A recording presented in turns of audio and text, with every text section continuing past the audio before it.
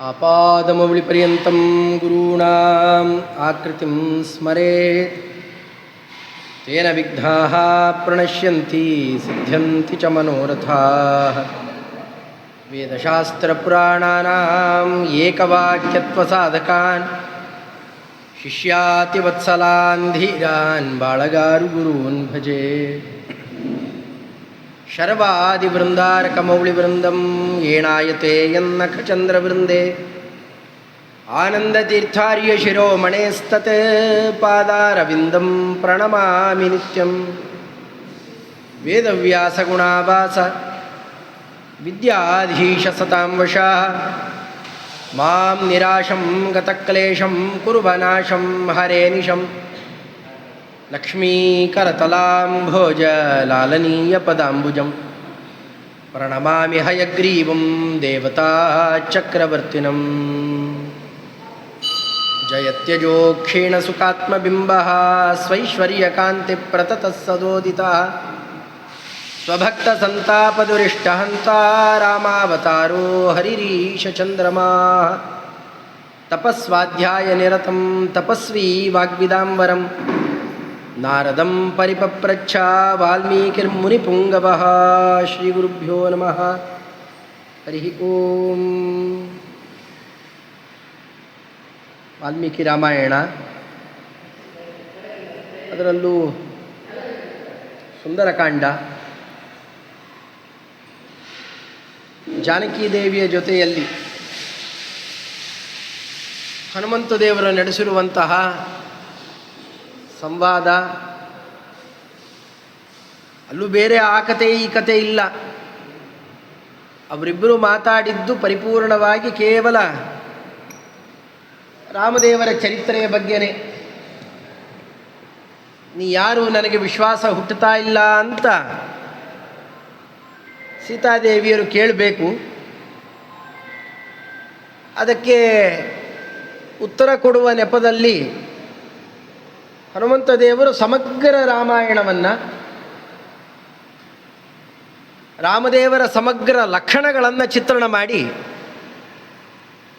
ನಾನು ರಾಮನನ್ನು ಬಲ್ಲವನು ಅಂತ ಪರಿಚಯ ಮಾಡಿಕೊಡಬೇಕು. ಹಾಗಾದ್ರೆ ವಿಶ್ವಾಸ ಬಂತಪ್ಪ ನಿನ್ನಲ್ಲಿ ಅಂತ ಕೇಳಿ ಕುರುಹನ್ನು ಇಸ್ಕೊಂಡು ಕುರುಹನ್ನು ಕೊಟ್ಟಿದ್ದು.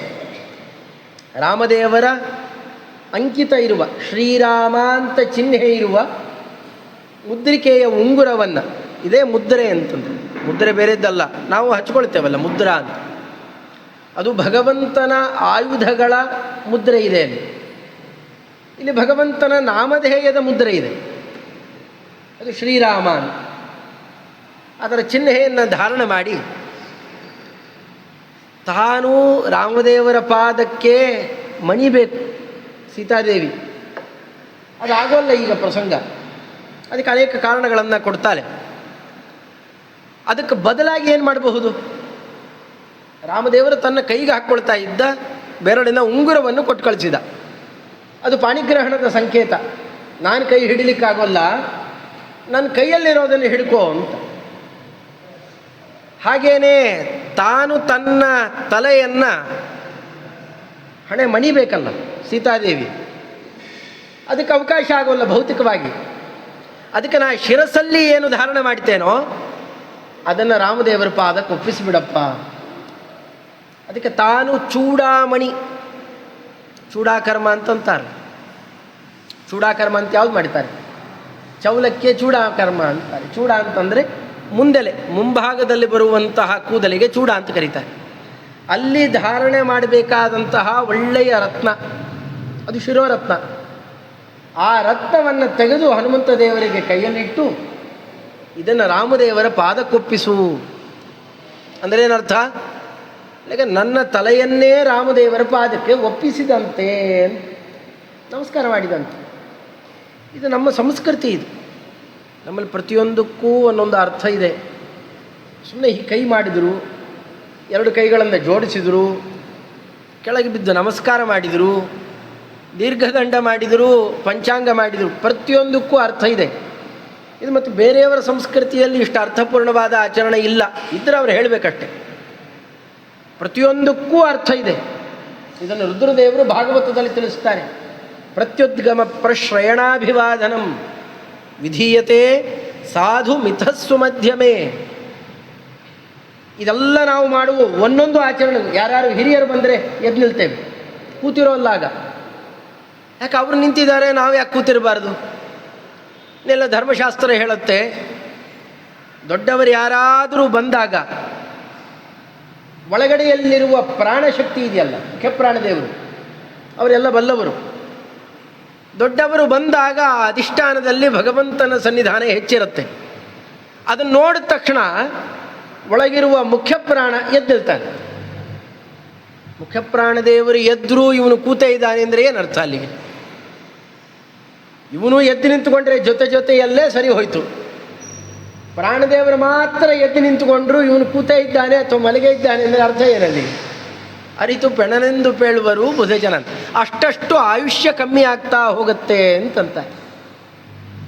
ಇದು ಪ್ರತ್ಯುದ್ಗಮ ಪರಶ್ರಯಣ ಅಭಿವಾದನ. ದೊಡ್ಡವರು ಬಂದಾಗ ಅವರ ಸಮೀಪಕ್ಕೆ ಹೋದರೆ ಅವರ ಪುಣ್ಯದ ಶಾಖೆ ನಮಗೆ ಬಡಿದ್ರೆ ಪುಣ್ಯ ಅಭಿವೃದ್ಧಿ ಆಗುತ್ತೆ. ಪ್ರಶ್ರಯಣ. ಇನ್ನು ಅಭಿವಾದನ ಮೂರನೇದ್ದಿದು. ಅಭಿವಾದನ ಅಂತಂದರೆ ನಮಸ್ಕಾರ ಮಾಡೋದು. ಏನು ನಮಸ್ಕಾರ ಮಾಡೋದು? ನಾವು ನಮ್ಮ ಹಣೆಯನ್ನು ಅವರ ಪಾದಕ್ಕಿಡೋದು ಅಂತ. ಮೇಲೋಟ ಕಷ್ಟ ಕಾಣುತ್ತೆ.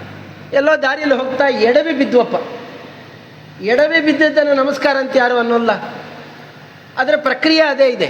ಯಾಕನ್ನೋಲ್ಲ, ಅಲ್ಲಿ ಮಾನಸಿಕ ಭಾವನೆ ಜೊತೆಗೂಡಲಿಲ್ಲ ಅಲ್ಲಿ.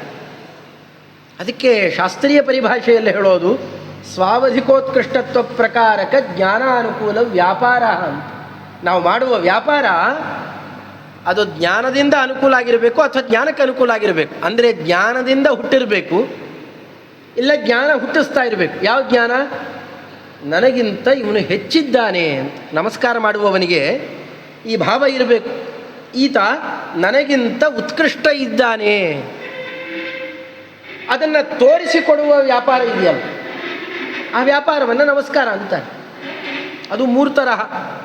ಅದು ಶಾರೀರಿಕವಾಗಿ ಆಗಿರಬಹುದು, ಮಾನಸಿಕವಾಗಿರಬಹುದು, ಅಥವಾ ಮಾತಿನಲ್ಲಾಗಬಹುದು. ಮಾತಿನಲ್ಲಿ ಯಾರನ್ನು ಸಿಕ್ಕರಾಗ ಅವು ಜೋರಾಗಂತ ನಮಸ್ಕಾರ ಸ್ವಾಮಿ, ನಮಸ್ಕಾರ ಅಂತ. ಆ ಭಾವನೆಯೇ, ಆ ಆಡುವ ಮಾತೇ ಓ ಇವನು ಕಮ್ಮಿ ಇದ್ದಾನೆ, ಅವನು ಹೆಚ್ಚಿದ್ದಾನೆ ಅಂತ ತೋರಿಸಿಕೊಡುತ್ತೆ. ಅಥವಾ ಮನಸ್ಸಿನಲ್ಲಿ ಗುಣಚಿಂತನೆಯನ್ನು ಮಾಡಿದಾಗ ಇಷ್ಟೆಲ್ಲ ಗುಣಗಳಿದ್ದಾವೆ, ಅವರು ಎಷ್ಟು ದೊಡ್ಡವರಪ್ಪ, ನಾನು ಅಲ್ಪ ಇದ್ದೇನೆ ಅನ್ನುವ ಭಾವನೆಯನ್ನು ಅದು ತಂದುಕೊಡುತ್ತೆ. ಇಲ್ಲ ಅಂತಂದರೆ ನಮ್ಮ ಉತ್ಕೃಷ್ಟವಾದ ಮುಡಿಯನ್ನು ನಮಗಿಂತ ಹಿರಿಯರ ಅಡಿಗೆ ಒತ್ತಿದರೆ ಅಡಿ ಕೆಳಗಿರುತ್ತೆ, ಮುಡಿ ಮೇಲಿರುತ್ತೆ. ನಮ್ಮ ಮುಡಿಯನ್ನು ತೆಗೆದು ಅವರ ಅಡಿಗೆ ಒತ್ತಿದರೆ ಆಗೇನು ಬರುತ್ತೆ ಭಾವನೆ? ನಾನು ಇಷ್ಟು ಅಲ್ಪನಿದ್ದೇನೆ. ಇನ್ನು ಕೈ ಜೋಡಿಸೋದಕ್ಕೆ ಬೇರೆ ಅರ್ಥ. ದೊಡ್ಡವರ ಬಳಿಯಲ್ಲಿ ಬರಿಗೈಯಲ್ಲಿ ಹೋಗಬಾರ್ದು. ಕನಿಷ್ಠ ಪಕ್ಷ ನಾವು ಕೈಯಾರು ಜೋಡಿಸಿ ಹೋದರೆ ಎರಡು ಅರ್ಥ ಇದೆ. ಅದನ್ನು ಪಂಡಿತಾಚಾರ್ಯರು ಒತ್ತಿ ಹೇಳ್ತಾರೆ. ಮೂರ್ಧನ್ಯೇ ಶೋಂಜಲಿರ್ಮೆ ದೃಢತರಮಿಹತೆ ಬದ್ಧತೆ. ನಾನು ನನ್ನ ಎರಡು ಕೈಗಳನ್ನು ಗಟ್ಟಿಯಾಗಿ ಕಟ್ಟಿ ಬರ್ತೇನೆ ನಿಮ್ಮ ಎದುರುಗಡೆಗೆ ಅಂತ. ಅಂದರೆ ಕೈ ಬೀಸಿಕೊಂಡು ಬರೋಲ್ಲ. ಮುಂದೆ ನಡೆಯುತ್ತಿದೆ ಈ ಸುಂದರಕಾಂಡದಲ್ಲೇ ಕಡೆಗೆ ನೋಡ್ತೇವೆ ನಾವು. ನೀನು ರಾಮದೇವರ ಬಳಿಗೆ ಹೋಗಬೇಕು. ಅತ್ಯಂತ ಉತ್ಸುಕರಾದ ಕಪಿಗಳೆಲ್ಲ ಹಾರಾಡಿ ಕೂಗಾಡಿ ಚೀರಾಡಿ ಸುಗ್ರೀವನ ಮಧುವನವನ್ನೆಲ್ಲ ಹಾಳುಗೆಡವಿಬಿಡ್ತಾರೆ. ಮಧುವನ ಅಂತ ಒಂದು ಜೇನು ಗೂಡುಗಳೇ ತುಂಬಿರುವ ದೊಡ್ಡ ವನವನ್ನು ವ್ಯವಸ್ಥಿತವಾಗಿ ರಕ್ಷಣೆ ಮಾಡಿರ್ತಾನೆ. ಯಾರಾದರೂ ಅಲ್ಲಿ ಕಾಲಿಟ್ಟರೆ ಅವರ ತಲೆ ಕಡಿತೇನೆ ಅಂತ. ಇದು ನಿಜವಾದ ಸುಗ್ರೀವಾಜ್ಞೆ. ಇವತ್ತು ನಾವು ಸುಮ್ಮನೆ ಕೇಳ್ತೇವೆ.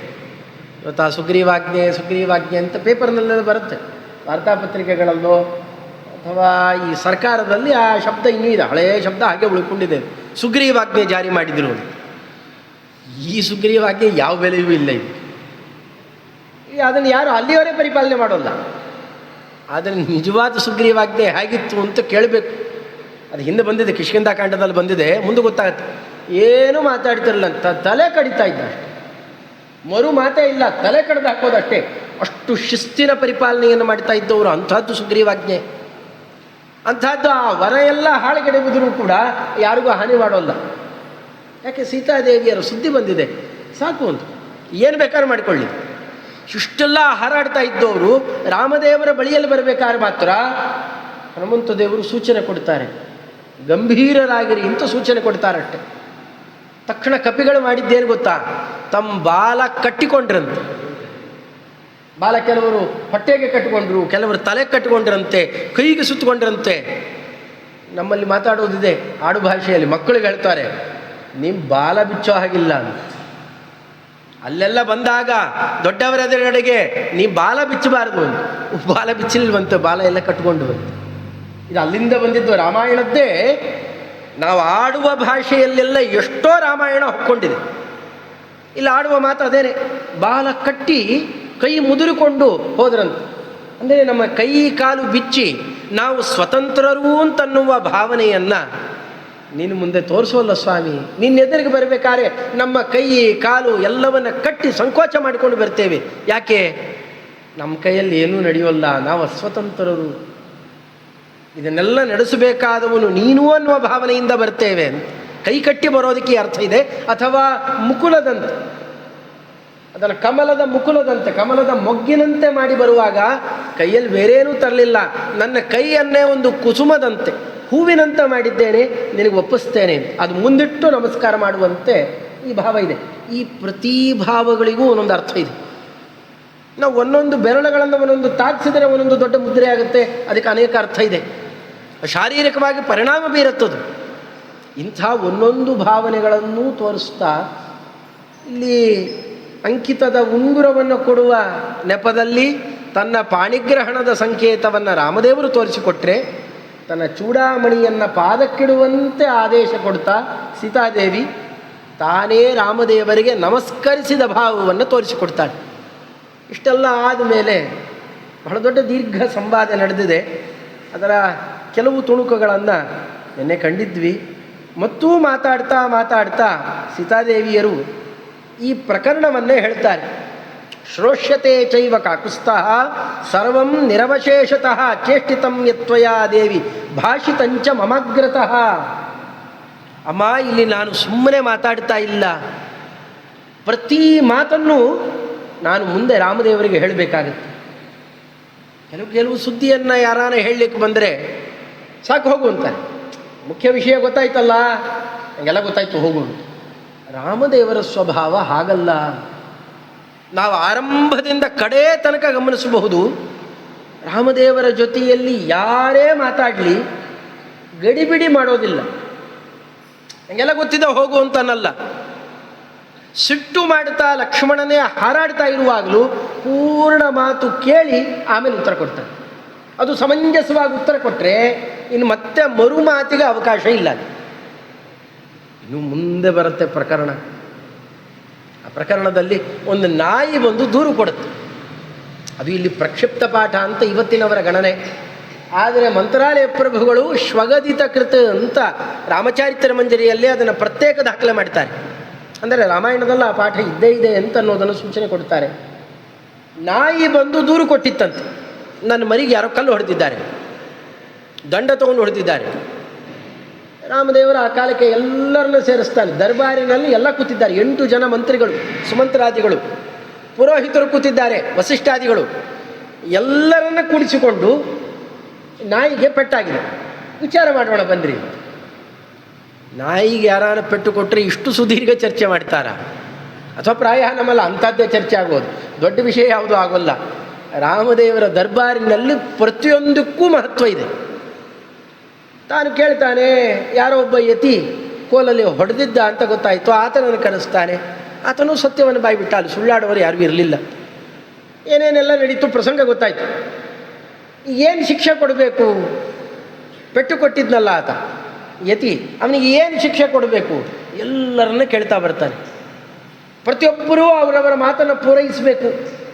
ಮಾತನ್ನೆಲ್ಲ ಪೂರೈಸಿದ ಮೇಲೆ ಕಡೆಗೆ ನಾಯಿನ್ನೇ ಕೇಳ್ತಾನೆ, ನೀನೇ ಹೇಳು, ನೀ ಹೇಳಿದ ಶಿಕ್ಷೆ ಕೊಡ್ತೇನೆ. ಅವನೊಂದು ಅಚ್ಚರಿಯ ಶಿಕ್ಷೆ ಕೊಟ್ಟಿದ್ದು ಇದೆ, ಕಥೆ ಕೇಳಿರ್ತೇನೆ. ಕಾಲಂಜರ ಅಂತ ದೊಡ್ಡ ಗಿರಿಯಲ್ಲಿ ದೊಡ್ಡ ದೇವಸ್ಥಾನದ ಧರ್ಮಾಧಿಕಾರಿಯನ್ನಾಗಿ ಮಾಡಿಬಿಡ್ತಾನೆ. ಎಲ್ಲರೂ ನಕ್ಕಾಗ ನಾಯಿಯ ಬಾಯಲ್ಲೇ ಉತ್ತರ ಕೊಡಿಸ್ತಾನೆ. ಏನಿಲ್ಲ, ಭಾಳ ಸುಲಭ ಉತ್ತರ ಕೊಡುತ್ತೆ. ಹಿಂದೆ ನಾನು ಅದಾಗಿದ್ದೆ, ಈಗ ಇದಾಗಿದ್ದೇನೆ. ನಾಳೆ ಇವನು ಅದಾಗ್ತಾನೆ, ಆಮೇಲೆ ಇದಾಗ್ತಾನೆ. ಆವಾಗ ನನ್ನ ಕಷ್ಟ ಏನು ಅಂತ ಗೊತ್ತಾಗುತ್ತೆ. ಪ್ರಾಯ ಪದವಿಯಲ್ಲಿದ್ದವರೆಲ್ಲ ಹೀಗಾಗ್ತಾರೆ ಅಂತ ಹೇಳಿಬಿಡುತ್ತೆ ನಾಯಿ. ಪದ್ಮಪುರಾಣ ಇನ್ನೂ ಚೆನ್ನಾಗಿ ಹೇಳಿದೆ, ಸಾಂದರ್ಭಿಕ ಹೇಳ್ತೇನೆ. ದೊಡ್ಡ ದೊಡ್ಡ ದೇವಸ್ಥಾನದ ಧರ್ಮಾಧಿಕಾರಿಗಳು, ಟ್ರಸ್ಟಿಗಳು ದೊಡ್ಡ ದೊಡ್ಡ ಪದವಿಯಲ್ಲಿರ್ತಾರಲ್ಲ, ಭಾರಿ ಭಾರಿ ಆಭರಣಗಳು, ಪದಕಗಳು, ಅವು ನೋಡಲಿಕ್ಕೆ ಬೇರೆ. ಅವರ ಮೈಯೇನಾರ ನಮಗೆ ಸೋಕಿಬಿಟ್ರೆ ಅಷ್ಟು ಚರ್ಮ ಕತ್ತರಿಸ್ಬೇಕಂತ, ಅದಕ್ಕೆ ಬೇರೆ ಪ್ರಾಯಶ್ಚಿತ್ತ ಇಲ್ಲ. ಅವರ ಮೈ ನಮಗೆ ತಾಕಿದರೆ ಅಷ್ಟು ಚರ್ಮ ಕತ್ತರಿಸಿ ಹಾಕಬೇಕಂತೆ, ಅದು ಪ್ರಾಯಶ್ಚಿತ್ತ ಅಂತ. ಅಷ್ಟು ಪಾಪಿಷ್ಟರಿರ್ತಾರೆ ಅವರು. ಅಲ್ಲಿಯ ಸಂಪತ್ತನ್ನು ಅಪಹರಿಸಿದರೆ ಅಷ್ಟು ಮಹಾಪಾಪ ಇದೆ ಅಂತ ಅನ್ನೋದನ್ನು ಸೂಚನೆ ಕೊಟ್ಟ ಪ್ರಕರಣ ಅದು. ಇದಷ್ಟೇ ಅಲ್ಲ, ವಿಭೀಷಣ ಆಗಲೇ ಎದುರಿಗೆ ಬಂದು ನಿಂತಿದ್ದಾನೆ, ಎಲ್ಲ ಕಪಿಗಳು ಸೇರಿದ್ದಾರೆ. ಪ್ರತಿಯೊಬ್ಬರ ಮಾತು ಕೇಳ್ತಾನೆ, ಪ್ರತಿಯೊಬ್ಬರ ಮಾತು. ವಿಭೀಷಣನನ್ನು ಸೇರಿಸಿಕೊಳ್ಬೇಕೇ ಬೇಡವೇ? ಕಡೆಗೆ ನಿರ್ಣಯ ಕೈಗೊಂಡಿದ್ದು ಹನುಮಂತ ದೇವರ ಮಾತಿನಿಂದಾಗಿ. ಆದರೆ ಪ್ರತಿಯೊಬ್ಬರ ಮಾತನ್ನು ಆಲೈಸಿ, ಇದು ಪ್ರತಿಯೊಬ್ಬರಿಗೂ, ಒಬ್ಬ ಕುಟುಂಬಿಗೆ ಅಥವಾ ಜನಗಳ ಸಮುದಾಯದಲ್ಲಿ ಬದುಕುವ ಪ್ರತಿ ವ್ಯಕ್ತಿಯು ಕಲಿಯಬೇಕಾದಂತಹ ಒಂದು ನಡೆ. ಯಾರೋ ಏನೋ ಮಾತಾಡ್ತಾ ಇದ್ದರೆ ಉದಾಸೀನ ಮಾಡೋದು, ಅವರ ಮಾತಿನ್ನೂ ಆಗಿಲ್ಲ ಆಗಲೇ ಹೌಹಾರಿ ಉತ್ತರ ಕೊಡೋದು, ಅಪಾರ್ಥ ಮಾಡಿಕೊಳ್ಳೋದು, ಯಾವ ಪ್ರಸಂಗಕ್ಕೂ ಅವಕಾಶ ಇಲ್ಲ. ಪ್ರತಿಯೊಬ್ಬರ ಅಭಿಪ್ರಾಯಕ್ಕೂ ಬೆಲೆ ಕೊಟ್ಟು ಅದನ್ನು ಪೂರ್ಣ ಕೇಳಿ, ಅಲ್ಲಿ ತಪ್ಪಿದೆಯಾ ಗುಣ ಇದೆಯಾ ಅನ್ನೋದನ್ನು ವಿಮರ್ಶೆ ಮಾಡಿ ಆಮೇಲೆ ತನ್ನ ನಿರ್ಣಯವನ್ನು ಹೇಳೋದು. ಇದು ಅದ್ಭುತವಾದ ಸ್ವಭಾವ. ಇಂತಹ ರಾಮನ ಎದುರುಗಡೆಯಲ್ಲಿ ಹೋದಾಗ ಇಲ್ಲಿ ಏನೇನು ನಡೀತು ಅಂತ ಪ್ರತಿಯೊಂದನ್ನು ಕೇಳಲಿಕ್ಕಿದ್ದಾನೆ. ಶ್ರೋಷ್ಯತಿ ಸರ್ವಂ ಅಶೇಷತಃ, ಎಲ್ಲವನ್ನೂ ಕೇಳ್ತಾನೆ ಮುಂದೆ ರಾಮದೇವರು. ಇಲ್ಲಿ ಏನೇನು ನಡೀತು ಅಂತ ಪ್ರತಿ ಮಾತು ನಾನು ಹೇಳಲಿಕ್ಕಿದೆ. ಅಲ್ಲಿ ಕಾರಣ ಬಹುವಿರ್ದೇವಿ ರಾಮಪ್ರಿಯ ಚಿಕೀರ್ಷಯ ಸ್ನೇಹ ಪ್ರಸ್ಕನ್ನ ಮನಸ ಮಯೇ ತತ್ ಸಮುದೀರಿತಂ. ರಾಮದೇವರ ಜೊತೆಯಲ್ಲಿ ನಡೆದು ಅಭ್ಯಾಸ ಆಗಿರೋದರಿಂದ ಅಮ್ಮ ಇದನ್ನು ಹೇಳ್ತಾ ಇದ್ದೇನೆ, ರಾಮದೇವರಿಗೆ ಏನು ಸಂದೇಶ ಕೊಡಬೇಕು ಅದನ್ನು ಹೇಳು ಅಂತ ಕೇಳಿ ಅದನ್ನೆಲ್ಲವನ್ನೂ ಕೂಡ ಸ್ವೀಕಾರ ಮಾಡ್ತಾರೆ. ಸ್ವೀಕಾರ ಮಾಡಿದಾಗ ಆ ಕಾಲಕ್ಕೆ ಸೀತಾದೇವಿಯರು ಕೊಟ್ಟಿದ್ದು ನೋಡು, ಈ ಅಂಕಿತ ಕೊಡ್ತೀಯ, ಅಭಿಜ್ಞಾನ ಅಂತ ಕರೀತಾರೆ. ನನ್ನ ನೆನಪನ್ನು ತಂದು ಕೊಡುವಂತಹ ಈ ಅಭಿಜ್ಞಾನ, ಶಾಕುಂತಲ ಅಂತಲೇ ಒಂದು ನಾಟಕ ಹೊರಟಿದೆ. ಅಭಿಜ್ಞಾನ ಅಂತಂದರೆ ನೆನಪಿಗೆ ತಂದು ಕೊಡುವಂತಹ ಒಂದು ವಸ್ತು. ನಾನು ಅಂಥದ್ದು ಕೊಟ್ಟಿದ್ದೇನೆ, ನನ್ನ ನೆನಪಿಗೆ ತರುವಂತಹ ವಸ್ತುವನ್ನು ಕೊಟ್ಟಿದ್ದೇನೆ. ಇದನ್ನು ಹೇಳ್ತಾ ನಮ್ಮಿಬ್ಬರಿಗೆ ಮಾತ್ರ ಪರಿಚಯ ಇರುವಂತಹ ಒಂದು ಸಂಗತಿಯನ್ನು ಹೇಳು, ಅದು ನಿಮ್ಮ ಮುಂದೆ ಯಾರೂ ಹೇಳಲಿಕ್ಕೆ ಸಾಧ್ಯ ಇಲ್ಲ. ಅಂಥದ್ದೊಂದು ನಡೆದಿತ್ತು, ಕಾಡಿನಲ್ಲಿ ನಡೆದಂತಹ, ಬರೀ ಗಂಡ ಹೆಂಡರಿಗೆ ಮಾತ್ರ ಸಂಬಂಧ ನಡೆಯುವ ಒಂದು ಪ್ರಸಂಗ ಇದೆ. ಅಂತಹ ಪ್ರಸಂಗವನ್ನು ಹೇಳ್ತೇನೆ, ಅದನ್ನು ರಾಮದೇವರ ಎದುರುಗಡೆಯಲ್ಲಿ ಹೇಳು. ಇದೆಲ್ಲ ನೋಡಿದ ಮೇಲೆ ನಮಗೆ ಅರ್ಥ ಆಗುತ್ತೆ. ಗಂಡ ಹೆಂಡಿರ ಅತ್ಯಾಪ್ತವಾದಂತಹ ಕೆಲವು ಮಾತುಗಳನ್ನು ನೆನಪಿಗೆ ತಂದುಕೊಟ್ಟು ಹನುಮಂತ ದೇವರ ಬಾಯಲ್ಲಿ ನುಡಿಸ್ತಾಳೆ ಸೀತಾದೇವಿ. ಅದಕ್ಕೆ ಮುಂದೆ ಆಚಾರ್ಯರು, ಶ್ರೀಮದಾಚಾರ್ಯರು, ನಮ್ಮ 3ನೇ ಅವತಾರ ಇದು, ಇನ್ನೂ ಹಿಂದೆ 2 ಅವತಾರ ಆಗಿತ್ತು. ಯಸ್ಯ ತ್ರಿಣ್ಣುದಿತಾನಿ ವೇದವಚನೇ ರೂಪಾಣಿ ದಿವ್ಯಾನ್ಯಲಂ, 3 ಅವತಾರಗಳಾಗಿದ್ವು. ಅದರಲ್ಲಿ ಮೊದಲನೇ ಅವತಾರ ಅನಯಂತ ಸಸ್ರತಃ ಅಂತ ವೇದ ಹೇಳ್ತಾ ಇದೆ. ಸಸ್ರತಃ ಅಂತಂದರೆ ಅತ್ಯಂತ ಸತ್ಯವಾದ ನಡೆಯಲ್ಲೇ ನಡೆಯುವಂತಹ ರಾಮದೇವರು ಅಂತ ಅರ್ಥ. ಪ್ರಾಮಾಣಿಕ ನಡೆಯಲ್ಲಿ ನಡೆಯುವ ಅವನ ಮಾತನ್ನು ಅನಯಂತ ಯಾರು ತಲುಪಿಸಿದ್ರು, ಅಥವಾ ಅವನನ್ನು ಕುರಿತು ಮಾತನ್ನು ಅನಯಂತ ಯಾರು ತಲುಪಿಸಿದ್ರು. ಸೀತಾದೇವಿಯರ ಮಾತನ್ನು ರಾಮದೇವರಿಗೆ, ರಾಮದೇವರ ಮಾತನ್ನು ಸೀತಾದೇವಿ ತಲುಪಿಸಿದವನು ನಾನು. ಏನು ದೊಡ್ಡದದು? ಯಾರೋ ಒಂದೇನೋ ಹೇಳಿ ಕಳಿಸ್ತಾರೆ ದೂತನಿಗೆ, ಹೋಗಪ್ಪ ಹೇಳ್ಬಾ ಅಲ್ಲಿ ಅಂತ. ಅವನು ಬಂದು ಹೇಳ್ತಾನೆ, ಅವ್ರು ಹೇಳಿದ್ದೇನೆ ಇವ್ರಿಗೆ ಬಂದು ಹೇಳ್ತಾನೆ. ಅದು ಒಂದು ದೊಡ್ಡ, ಇವತ್ತಿನ ಭಾಷೆಯಲ್ಲಿ ಹೇಳೋದು ಒಂದು ಕ್ವಾಲಿಫಿಕೇಷನ್ ಅಂತ, ಅದೊಂದು ದೊಡ್ಡ ಮಹತ್ವ ಅಲ್ಲ. ಆದರೆ ನಮ್ಮ ಮೊದಲನೇ ಅವತಾರ ಏನು ಅಂತ ಕೇಳಿದಾಗ ಎಷ್ಟೋ ಸಂಗತಿಗಳಿದ್ದಾವೆ. ಅದರಲ್ಲಿ ಎತ್ತಿ ಹೇಳೋದು ರಾಮವಚೋ ನಯಂ ಪ್ರಥಮಕಂ. ರಾಮದೇವರ ಮಾತನ್ನು ಸೀತಾದೇವಿಗೆ ಮುಟ್ಟಿಸಿದ್ದು, ಸೀತಾದೇವಿಯ ಮಾತನ್ನು ರಾಮದೇವರಿಗೆ ಮುಟ್ಟಿಸಿದ್ದು ಅಂತ. ಏನು ಅಂಥ ವಿಶೇಷತೆ ಏನಿತ್ತು ಅಲ್ಲಿ? ಈ ಪ್ರಕರಣ ನೋಡಿದಾಗ ವಾಲ್ಮೀಕಿ ರಾಮಾಯಣದಲ್ಲಿ ಚೆನ್ನಾಗಿ ಅರ್ಥ ಆಗುತ್ತೆ. ಅಂಥದ್ದೊಂದು ಮಾತನ್ನು, ಆ ಪ್ರಸಂಗವನ್ನು ತೋರಿಸಿಕೊಡ್ತಾಳೆ. ಇವರೆಲ್ಲ ವನದಲ್ಲಿ ವಾಸ ಮಾಡ್ತಾ ಇದ್ದಂತಹ ಪ್ರಸಂಗ. ಆ ಪ್ರಸಂಗದಲ್ಲಿ ರಾಮದೇವರು ಸೀತಾದೇವಿಯರ ತೊಡೆ ಮೇಲೆ ಮಲ್ಕೊಂಡಿದ್ದಂತೆ. ಉತ್ಸಂಗ ಅಂತಂದರೆ ತೊಡೆ, ಅಲ್ಲಿ ಮೇಲೆ ಮಲಗಿದ್ದಾನೆ. ಇದಂ ಶ್ರೇಷ್ಠಮ ಅಭಿಜ್ಞಾನಂ ಭ್ರೂಯಾಸ್ತಂತು ಮಮ ಪ್ರಿಯಂ ಶೈಲಸ್ಯ ಚಿತ್ರಕೂಟಸ್ಯ ಪಾದೇ ಪೂರ್ವೋತ್ತರೇ ಪದೇ. ಸ್ಪಷ್ಟವಾದ ಸ್ಥಳವನ್ನು ಹೇಳ್ತಾಳೆ. ಪೂರ್ವೋತ್ತರೇ ಪದೇ, ಪೂರ್ವಕ್ಕೂ ಉತ್ತರಕ್ಕೂ ಮಧ್ಯದಲ್ಲಿದ್ದ ಪ್ರದೇಶ ಚಿತ್ರಕೂಟ ವನದಲ್ಲಿ ನಾವು ವಾಸ ಮಾಡ್ತಾ ಇದ್ದಂತಹ ಪ್ರದೇಶದಲ್ಲಿ ಈಶಾನ್ಯ ಭಾಗ ಒಂದು ದೊಡ್ಡ ಮರ. ಆ ಮರದ ಬುಡದಲ್ಲಿ ಈಶಾನ್ಯದ ಭಾಗದಲ್ಲಿ ನಾ ಕೂತಿದ್ದೆ.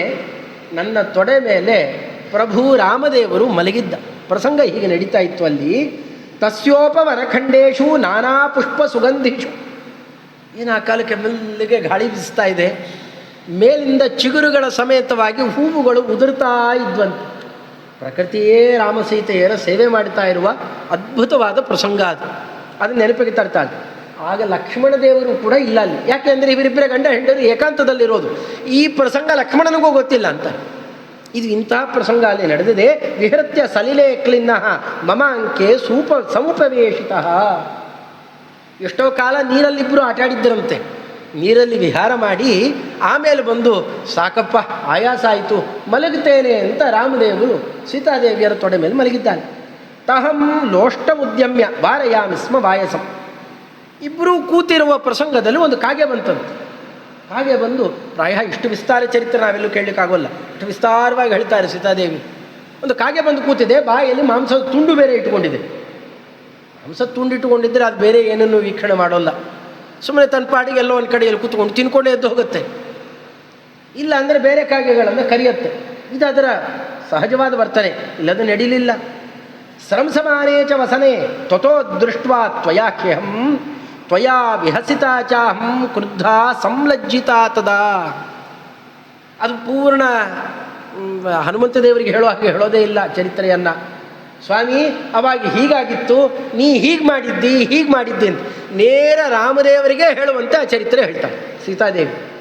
ಆ ಹೊತ್ತಿಗೆ ಮಾಂಸವನ್ನು ಬಾಯಲ್ಲಿಟ್ಕೊಂಡು ಬಂದ ಕಾಗೆಯನ್ನು ಒಂದು ಲೋಷ್ಟದ ತುಂಡು, ಲೋಷ್ಟ ಅಂದರೆ ಮಣ್ಣಿನ ಹೆಂಟೆ, ಅದನ್ನು ತೊಗೊಂಡು ಹೋಗ ಕಡೆಗೆ ಅಂತ ಹುಷಂತ ಓಡಿಸಿದೆ ನಾನು.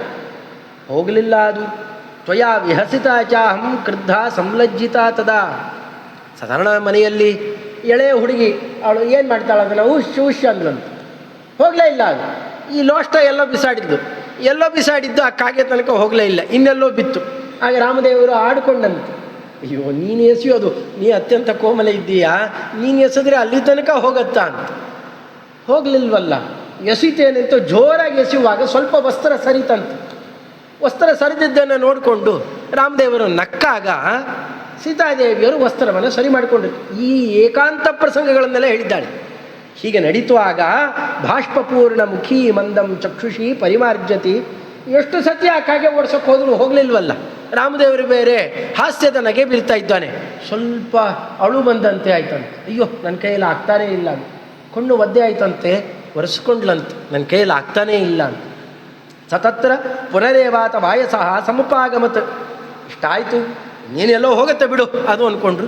ತನ್ನ ಪಾಡಿಗೆ ತಾನು ಮತ್ತೆ ರಾಮದೇವರು ನಿದ್ರೆಯನ್ನು ಮುಂದುವರಿಸಿದ್ರೆ ಮತ್ತೆ ಬರಲಿಕ್ಕೆ ಶುರುವಾಯಿತು ಆ ಕಾಗೆ. ವಾಯಸ ಸಹಸಾಗಮ್ಯ ವಿದದಾರ ಸ್ಥಾನಾಂತರೇ. ಸೀದಾ ಬಂದಿದ್ದೇನೆ, ಸೀತಾದೇವಿಯರ ಸ್ತನದ ಬಳಿಯಲ್ಲಿ ಬಂದು ಕುಕ್ಕಲಿಕ್ಕೆ ಶುರು ಮಾಡ್ತಂತೆ. ಮತ್ತೆ ಓಡಿಸಲಿಕ್ಕೆ ಅಂತ ಪ್ರಯತ್ನ ಮಾಡ್ತಾಳೆ. ಮತ್ತೆ ಬರ್ತಾ ಇದೆ. ಸಮಾಂ ದೃಷ್ಟ ಮಹಾಬಾಹು ವಿತುನ್ನಾಂ ಸ್ತನಯೋಸ್ತದ ಆಶೀವಿಷ ಇವಕೃದ್ಧ ಶ್ವಸನ್ ವಾಕ್ಯಮಭಾಷತ. ಸುದ್ದಿ ಗೊತ್ತಾಗ್ತಾ ಇರಲಿಕ್ಕೆ ರಾಮದೇವರು ಎದ್ದು ನಿಂತುಕೊಂಡು ಅವನ ವಸ್ತ್ರ ಏನು ಮೇಲು ಹೊದಿಕೆ ಇತ್ತಲ್ಲ ಅದು ಆ ಕಡೆಗೆ ಈ ಕಡೆಗೆ ಪಟ ಪಟ ಪಟ ಹಾರ್ತಾ ಇದೆ. ಭಾರೀ ಗಾಳಿ ಬೀಸಿದರೆ ಹಾಗೆ ಹಾರ್ತಾ ಇದೆ. ಅವನ ಸಿಟ್ಟಿಗೆ ಕಣ್ಣುಗಳೆಲ್ಲ ಕೆಂಪಾಗಿತ್ತಂತೆ. ಮಾಡ್ತಿಂತಾಳು ನಿನಗೆ ಅಂತ. ಸಮಾಂ ದೃಷ್ಟ ವಿತುನ ಆಶೀ ವಿಷಯವ. ಅದು ಹೇಗೆ ಒಳ್ಳೆ ಘಟಸರ್ಪ ಅಂದರೆ ಭಾರಿ ಹೆಡೆ ಬಿಚ್ಚಿರುತ್ತೆ. ಅದೇ ಹೇಗೆ ಉಸಿರು ಬಿಡುತ್ತೋ ಹಾಗೆ ಉಸಿರು ಬಿಡ್ತಾ ಕಕ್ರಿಯೇಳುತ್ತೆ ಸರ್ವಶೇಣ ಪಂಚವಕ್ತ್ರೇಣ ಭೋಗಿನ. 5 ಹೆಡೆ ಇರುವಂತಹ ಸರ್ಪದ ಜೊತೆಯಲ್ಲಿ ಯಾವ್ದಾದ್ರು ಹುಳಗಳು ಇಲಿಗಳು ಆಟಾಡ್ಲಿಕ್ಕೆ ಬರ್ತಾವ, ಹಾಗೆ ಆಟಾಡ್ಲಿಕ್ಕೆ ಬಂದಿದೆ ಈ ಪಕ್ಷಿ ಅಂತ ಅದರ ಮೇಲೆ ಕೋಪ ಮಾಡ್ತಾ ಜೋರು ಮಾತಾಡ್ತಾ ವೀಕ್ಷಮಾಣ ಸ್ತತಸ್ತಂ ವೈ ವಾಯಸಂ ಸಮವೇಕ್ಷತ ನಕೈ ಸರುದಿರೈ ತೀಕ್ಷ್ಣೈ ಮಾಮೇವ ಅಭಿಮುಖಂ ಸ್ಥಿತಂ. ಅದು ಬಂದು ಕುಕ್ಕಿ ಹೋಗಿದ್ದರಿಂದಾಗಿ ಅದರ 2 ಕಾಲುಗಳಿಗೆ ಸೀತಾದೇವಿಯರ ರಕ್ತ ತಾಕಿತ್ತಂತೆ. ಇವೆಲ್ಲ ಚೆನ್ನಾಗಿ ನಾಟಕ ಆಡಿದ್ದಾರೆ ಗಂಡ ಹೆಂಡತಿ. ಅವನು ಅಷ್ಟು ಬಂದು ತಾಕಿ ಹೋಗಿದ್ದಕ್ಕೇನೆ ರಕ್ತ ಬಂದಿತ್ತಂತೆ. ಅಪ್ರಾಕೃತಲ್ಲ, ಅವಳಿಗೆಲ್ಲ ಬರಬೇಕು ರಕ್ತ ಇಕ್ತ ಎಲ್ಲ. ಇವೆಲ್ಲ ಚೆನ್ನಾಗಿ ನಾಟಕ ಆಡಿದ್ದಾರೆ ಆ ಪ್ರಸಂಗದಲ್ಲಿ. ಅಷ್ಟು ಜೋರಾಗಿ ಬಂದು ಕುಕ್ಕಿ ಹೋಗಿತ್ತಂತೆ. ಕುಕ್ಕಿ ಹೋಗಿದ್ದನ್ನು ನೋಡ್ತಾ ಅದು ಮತ್ತೆ ಬಂದು ಕುಕ್ಕಬೇಕು ಅಂತ ಸೀತಾದೇವಿಯರಿಗೆ ಅಭಿಮುಖವಾಗಿ ನಿಂತಿದೆ. ಮತ್ತೆ ತತಸ್ತಸ್ಮಿನ್ ಮಹಾಬಾಹು ಕೋಮ ಸಂವರ್ತಿದೆ ಕ್ಷಣಃ ವಾಯಸೇ ಕೃತವಾನ್ ಕ್ರೂರಾಂ ಮತಿಂ ಮತಿಮತಾಂಬರ. ಇದು ಯಾಕೋ ಸುಮ್ಮನೆ ಇರೋಲ್ಲ ಅಂತ ಅಲ್ಲೇ ಒಂದು ಹುಲ್ಲು ಕಟ್ಟಿ ಬೆಳೆದಿತ್ತಂತೆ, ದರ್ಬೆ, ಸ್ವಲ್ಪ ಉದ್ದಕ್ಕೆ ಬೆಳೆಯುವಂತಹ ಅದು ದೊಡ್ಡ ಹುಲ್ಲು. ಅದನ್ನು ಕಿತ್ತಿದ್ನಂತೆ. ಕಿತ್ತಿ ಬ್ರಹ್ಮಾಸ್ತ್ರವನ್ನು, ಯಾಕೆ ಅಂತ ಮುಂದೆ ಹೇಳ್ತಾರೆ, ಬ್ರಹ್ಮಾಸ್ತ್ರದ ಮಂತ್ರವನ್ನು ಅಭಿಮಂತ್ರಣ ಮಾಡಿ, ಇದಕ್ಕೆ ಅಸ್ತ್ರ ಅಂತ ಕರೆಯೋದು. ಅಸ್ತ್ರ ಬೇರೆ, ಶಸ್ತ್ರ ಬೇರೆ. ನಮ್ಮಲ್ಲಿ ಯಾರಿಗಾನ ಆಪರೇಷನ್ ಆದರೆ ಅವರಿಗೆ ಅಸ್ತ್ರಚಿಕಿತ್ಸೆ ಯಶಸ್ವಿಯಾಗಾಯಿತು ಯಾರೋ ಅನ್ನೋಲ್ಲ, ಅದು ಅಸ್ತ್ರಚಿಕಿತ್ಸೆ ಅಲ್ಲ, ಅದು ಶಸ್ತ್ರಚಿಕಿತ್ಸೆ ಅಷ್ಟೆ. ಶಸ್ತ್ರ ಅಂದರೆ ಬರೀ ಆಯುಧಗಳು, ಬರೇ ಆಯುಧ ಅಲ್ಲ. ಅಸ್ತ್ರ ಅಂತಂದರೆ ಅದು ಮಂತ್ರದಿಂದಾಗಿ ಅಭಿಮಂತ್ರಣ ಮಾಡಿ ಎಸೆದರೆ, ಆ ದೇವತೆಗಳ ಅನುಗ್ರಹವನ್ನು ಪಡೆದು ಎಸೆದರೆ ಅದೇನಾಗುತ್ತೆ, ಅಸ್ತ್ರ ಆಗಿ ಪರಿವರ್ತನೆ ಆಗುತ್ತೆ. ಇಲ್ಲೂ ಹಾಗೇನೆ ಪರಮಾತ್ಮ ಆ ಹುಲ್ಲು ಕಡ್ಡಿಯನ್ನೇ ಬ್ರಹ್ಮಾಸ್ತ್ರವನ್ನಾಗಿ ಪರಿವರ್ತನೆ ಮಾಡಿ ಅದನ್ನು ತೆಗೆದು ಬೀಸಿ ಎಸಿತಾನೆ. ಎಸೆದಾಗ ಸತಂ ಪ್ರದೀಪ್ತಂ ಚಿಕ್ಷೇಪ ದರ್ಭಂ ತಂ ವಾಯಸಂ ಪ್ರತಿ, ಅದು ಏನು ಉರಿತಾ ಇದೆ ಆ ಹುಲ್ಲು ಕಡ್ಡಿ, ಅದು ಅಟ್ಟಿಸ್ಕೊಂಡು ಹೋಯ್ತಂತೆ. ಎಲ್ಲ ಕಡೆ ಹೋಗ್ತಾನೆ. ತ್ರಾಣಕಾಮ ಇಮಂ ಲೋಕಂ ಸರ್ವಂ ವೈ ವಿಚಚಾರ, ನನಗೆ ರಕ್ಷಣೆ ಬೇಕು ಅಂತ ಇಡೀ ಲೋಕ ತಿರುಗಿದಂತೆ. ಇಡೀ ಭೂಲೋಕ ತಿರುಗಿದ, ಸಿಗಲಿಲ್ಲ. ತ್ರೀನ್ ಲೋಕಾನ ಸಂಪರಿಕ್ರಮ್ಯ, ಮೇಲಿನ ಲೋಕ ಕೆಳಗಿನ ಲೋಕಗಳಿಗೂ ಹೋಗಿ ಬಂದಂತೆ. ಈ ಕಾಗೆಯ ರೂಪದಲ್ಲಿದ್ದವನು ಎಲ್ಲ ಕಡೆ ತಿರುಗಿ ಬಂದು ಎಲ್ಲಿ ಹೋದರೂ ಇವನಿಗೆ ರಕ್ಷಣೆ ಸಿಗಲಿಲ್ಲ. ಪರಿದ್ಯೋರಂ ವಿವರಣಂಚ ಪತಮಾನಂ ತಮಬ್ರವೀತ್ ಮೋಘಮಸ್ತ್ರಂ ನ ಶಕ್ಯಂತು ಬ್ರಾಹ್ಮಂ ಕರ್ತುಂ ತದಚ್ಯುತ. ಅದು ಚ್ಯುತ ಆಗುವ ಅಸ್ತ್ರ ಅಲ್ಲ, ಅಚ್ಯುತ ಅದು ಬ್ರಾಹ್ಮಾಸ್ತ್ರ ಅಂತ ಆಮೇಲೆ ಪರಿಚಯ ಆಯಿತು. ಕಾರಣ ಅದು ಬೇರೆ ಯಾರೂ ಅಲ್ಲ ಇದ್ದಿದ್ದು, ಅಲ್ಲಿದ್ದವನು ಜಯಂತ ಶಕ್ರಪುತ್ರ. ಇಲ್ಲಿ ಅಷ್ಟೇ ಹೇಳಿದ್ದಾರೆ, ಒಳಗೊಬ್ಬ ಅಸುರ ಇದ್ದ ಅನ್ನೋ ಮಾಹಿತಿಯನ್ನು ಇಲ್ಲಿ ಕೊಟ್ಟಿಲ್ಲ. ಆಚಾರ್ಯರು ಮಾತ್ರ ಅದನ್ನು ಹೊರ ಹಾಕ್ತಾರೆ. ಅಲ್ಲಿ ಏನು ನಿಜವಾಗ್ಲೂ ನಡೆದಿತ್ತು, ಸ್ವಲ್ಪ ಅಪಾರ್ಥ ಬರುವ ಪ್ರಸಂಗವೂ ಇದೆ ಇಲ್ಲಿ. ಇದನ್ನು ಸರಿಯಾದ ಕ್ರಮದಲ್ಲಿ ಪರಿಮಾರ್ಜನೆ ಮಾಡಿ ತಿಳಿಸಿಕೊಡುವವರು ಆಚಾರ್ಯರು ಮಾತ್ರ. ಸರಾಮಾಯ ನಮಸ್ಕೃತ್ವ ರಾಜ್ಞೇ ದಶರಥಾಯ ಚ ವಿಸೃಷ್ಟಸ್ತೇನ ವೀರೇಣ ಪ್ರತಿಪೇದೆ ಸ್ವಮಾಲಯಂ. ಇಷ್ಟಾಗ್ತಾ ಇರಲಿಕ್ಕೇನೆ ಕಡೆಗೆ ಓಡಿ ಬಂದು ರಾಮದೇವರಲ್ಲೇ ಶರಣಾಗ್ತಾನೆ. ಆವಾಗ ಮಾಡಿದ್ದು ಅಪರಾಧ ತಾನೇ, ಶಿಕ್ಷೆ ಕೊಡ್ತೇನೆ ಅಂತ ಬಲಗಡೆಯ ಕಣ್ಣನ್ನು ಕಿತ್ತಿ ಹಾಕಿದ್ನಂತೆ ಪರಮಾತ್ಮ. ಅಪರಾಧ ಕಣ್ಣಲ್ಲಿ ನೋಡಿತಾನೆ ಅಪರಾಧ ಮಾಡಿದೆ, ಅದಕ್ಕೆ ನಿನ್ನ ಕಣ್ಣು ಕಿತ್ತಿದೆ. ಇವತ್ತಿಗೂ ನಮ್ಮಲ್ಲಿದೆ. ನಮ್ಮಲ್ಲಿ ಎಂಜಲು ಮುಸರೆ ಬೆರೆಸಿದರೆ, ಯಾರಿಗಾರ ಕಾಲಲ್ಲಿ ಒದ್ದರೆ, ಏನಾರ ದ್ರೋಹ ಮಾಡಿದರೆ, ಮನೆಯಲ್ಲಿ ತಾಯಿ ಹೇಳ್ಕೊಡ್ತಾಳೆ ಮಗನಿಗೆ ಏನಂತ, ಬೇಡಪ್ಪ ಮಾಮಿ ಕಣ್ಣು ಕಿತ್ತು ಬಿಡ್ತಾನೆ, ದೇವರು ಕಣ್ಣು ಕಿತ್ಕೊಂಡ್ಬಿಡ್ತಾನೆ, ತಪ್ಪು ಮಾಡಬೇಡ. ಅದು ಎಲ್ಲಿಂದ ಬಂತು ಅಂತ ಗೊತ್ತಿಲ್ಲ, ರಾಮಾಯಣದ ಭಾಗ ಅದು. ಅಪರಾಧ ಮಾಡಿದರೆ, ದೊಡ್ಡವರಿಗೆ ದ್ರೋಹ ಮಾಡಿದರೆ ಪರಮಾತ್ಮ ಕಣ್ಣು ಕಿತ್ತುಕೊಳ್ತಾನೆ. ಬಲಗಡೆ ಕಣ್ಣು ಕಿತ್ತು ಹಾಕಿದ. ಯಾಕೆ ಅಂತ ಇಲ್ಲಿ ಗೊತ್ತಾಗೋಲ್ಲ, ಯಾಕಂದ್ರೆ ಇಲ್ಲೇನು ಹೇಳಲಿಲ್ಲ ವಾಲ್ಮೀಕಿ ಋಷಿಗಳು. ಆಚಾರ್ಯರು ತೋರಿಸಿಕೊಟ್ರು. ಕುರಂಗ ಅಂತ ಒಬ್ಬ ಅಸುರ ಸೇರಿಕೊಂಡಿದ್ದ. ಬ್ರಹ್ಮದೇವರ ಅವಧ್ಯತ್ವ ವರ ಇತ್ತವನಿಗೆ, ನಿನಗೆ ಯಾರೂ ಅದೇ ಮಾಡೋಲ್ಲ ಅಂತ ಅಹಂಕಾರದಿಂದ ಆತ ಬರುವಾಗ ಈ ಕಾಗೆಗಳೆಲ್ಲ ಹೋಗಿ ಕೇಳ್ಕೊಂಡ್ವಂತೆ, ನೋಡಪ್ಪ ಕುರಂಗ, ನೀನು ಬಂದು ನಮ್ಮಲ್ಲಿ ಯಾವುದಾನ ಒಂದು ಅವಯವದಲ್ಲೇ ಆಶ್ರಯ ಪಡೆದು ಕೂತ್ಕೋ, ನಿನಗೆ ವಧೆ ಇಲ್ಲ. ಅವಧ್ಯನಾದವು ನೀನು ಬಂದು ಸೇರಿಕೊಂಡ್ರೆ ನಮ್ಮಲ್ಲಿ ನಮಗೂ ಕೂಡ ಯಾವುದೇ ತರಹದ ವಧೆ ಇರೋಲ್ಲ, ಅದರಿಂದ ನೀ ಬಂದು ಸೇರ್ಕೋ. ಅದು ಹೇಗಾಗಿದೆ ಅಂದರೆ, ದೊಡ್ಡ ದೊಡ್ಡ ಉಗ್ರಗಾಮಿಗಳಿಗೆ ನಮ್ಮ ಮನೆಯಲ್ಲಿ ಜಾಗ ಕೊಟ್ಟಂತೆ. ಯಾವುದಾನ ದೇಶದ್ರೋಹಿ ಒಬ್ಬ ಉಗ್ರಗಾಮಿ ದೇಶಕ್ಕೆ ಬಾಂಬ್ ಹಾಕುವವನನ್ನು ಮನೆಯಲ್ಲಿ ತಂದಿಟ್ಟುಕೊಂಡ್ರೆ ಎಷ್ಟು ದೊಡ್ಡ ಅಪರಾಧ ಆಗುತ್ತೆ. ಇದು ಅದಕ್ಕೆ ಸಮಾನವಾದ ಅಪರಾಧವನ್ನು ಕಾಗೆಗಳು ಮಾಡಿದ್ವು. ಅದಕ್ಕೆ ಪರಮಾತ್ಮ ಎಲ್ಲಿ ಸ್ಥಳ ಕೊಟ್ಟಿದ್ವಲ್ಲ, ಕಣ್ಣಲ್ಲಿ ಬಂದು ಸೇರಿಕೊಂಡಿದ್ದು. ಹೀಗಾಗಿ ಆ ಕಣ್ಣನ್ನೇ ಕಿತ್ತು ಹಾಕಿ, ದುಷ್ಟರ ಸಹವಾಸ ಮಾಡಿದರೆ, ದುಷ್ಟರಿಗೆ ಆಶ್ರಯ ಕೊಟ್ಟರೆ, ನೀವು ಎಲ್ಲಿ ಆಶ್ರಯ ಕೊಡ್ತೀರಿ ಅದನ್ನೇ ಕಿತ್ತುಕೊಳ್ತೇನೆ. ರಾಮದೇವರು ಕೊಟ್ಟಂತಹ ಸಂದೇಶ ಇದು. ಬಲಗಣ್ಣನ್ನು ಕಿತ್ತು ಹಾಕಿದ್ದ ಅಷ್ಟೇ ಅಲ್ಲ, ಅದರ ಸೂಚನೆಗೋಸ್ಕರ ಏಕನೇತ್ರ ಅಂತ, ಏಕದೃಷ್ಟಿ ಅಂತ ಮಾಡಿಟ್ಟು. ಬಹಳ ಆಶ್ಚರ್ಯ ಅಂತಂದರೆ ಇವತ್ತಿಗೂ ಗಮನಿಸಬಹುದು. ತುಂಬ ಕಾಗೆ ಇರೋ ಪ್ರದೇಶದಲ್ಲಿ ನೀವು ನೋಡಿ, ಕೆಲವು ಸತಿ ಹತ್ತಿರ ಹೋಗಿ ನಿಂತ್ಕೊಂಡ್ರು ಅದು ಗೊತ್ತಾಗಿರೋದು. ಯಾಕೆಂದರೆ ಅದರ ದೃಷ್ಟಿ ಎಡಗಡೆಗೆ ವಾಲಿರಬಹುದು ಅಥವಾ ಅದರ ದೃಷ್ಟಿ ಬಲಗಡೆಗೆ ವಾಲಿರಬಹುದು. ದೃಷ್ಟಿ ಒಂದೇ, ಗೋಲಕ ಎರಡು. ನಮಗೆ ಎರಡು ಬೇರೆ ಬೇರೆ ಗೋಲಕ ಇದೆ. ಬರೀ ಕಣ್ಣಿಗೆ ಗೋಲಕ ಅಂತ ಕರೀತಾರೆ. ಒಳಗಡೆಯಲ್ಲಿ ದೃಷ್ಟಿ ಎರಡಿದೆ ನಮಗೆ. ಕಾಗೆಗಳಿಗೆ ಒಂದೇ ದೃಷ್ಟಿ ಇಟ್ಟಿದ್ದಾರೆ.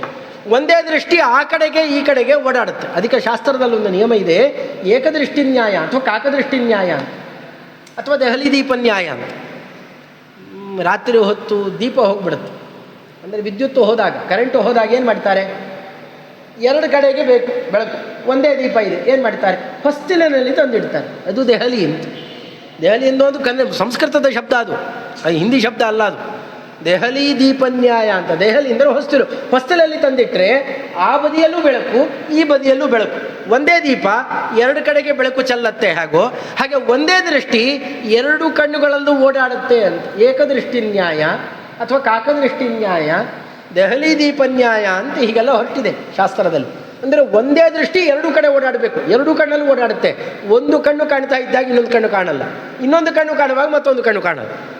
ಈ ರೀತಿಯಲ್ಲಿ ಮಾಡಿ ರಾಮದೇವರು ಅದಕ್ಕೆ ಶಿಕ್ಷೆಯನ್ನು ಕೊಟ್ಟ ಮೇಲೆ ಕಡೆಗೆ ಮತ್ತೆ ವಿಸೃಷ್ಟಸ್ತೇನ ವೀರೇಣ ಪ್ರತಿಪೇದೆ ಸ್ವಮಾಲಯಂ, ರಾಮದೇವರಿಗೆ ನಮಸ್ಕಾರ ಮಾಡಿ, ರಾಮದೇವರ ತಂದೆ ದಶರಥನಿಗೆ ನಮಸ್ಕಾರ ಮಾಡಿ, ಬೇರೆ ಬೇರೆಯವರಲ್ಲೆಲ್ಲ ಅಪರಾಧ ಆಗಿದೆ ಅಂತ ತಾನು ಕ್ಷಮೆ ಕೇಳ್ಕೊಂಡ ಮೇಲೆ ಬಿಟ್ಟು ಕಳಿಸಿದ್ನಂತೆ.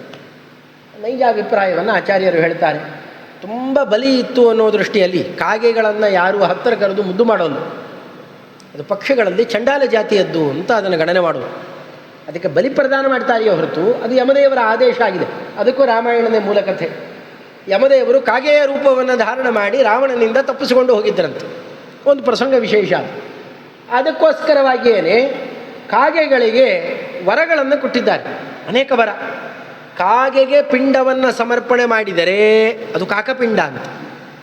ಅದು ಕಾಕಪಿಂಡ ಹೋಗಿ ಕೆಲವು ಭಾಷೆಗಳಲ್ಲೆಲ್ಲ ಕಾಯಿಪಿಂಡ ಆಗಿದೆ. ಅದು ಕಾಯಿಪಿಂಡ ಅಲ್ಲ, ಕಾಕಪಿಂಡ. ಅದು ಕಾಗೆಗೆ ಉಚ್ಚಿಷ್ಟ ಪಿಂಡವನ್ನು ಅರ್ಪಣೆ ಮಾಡಿದರೆ ಮಾತ್ರ ಪಿತೃಗಳಿಗೆ ತೃಪ್ತಿ ಆಗಬೇಕು.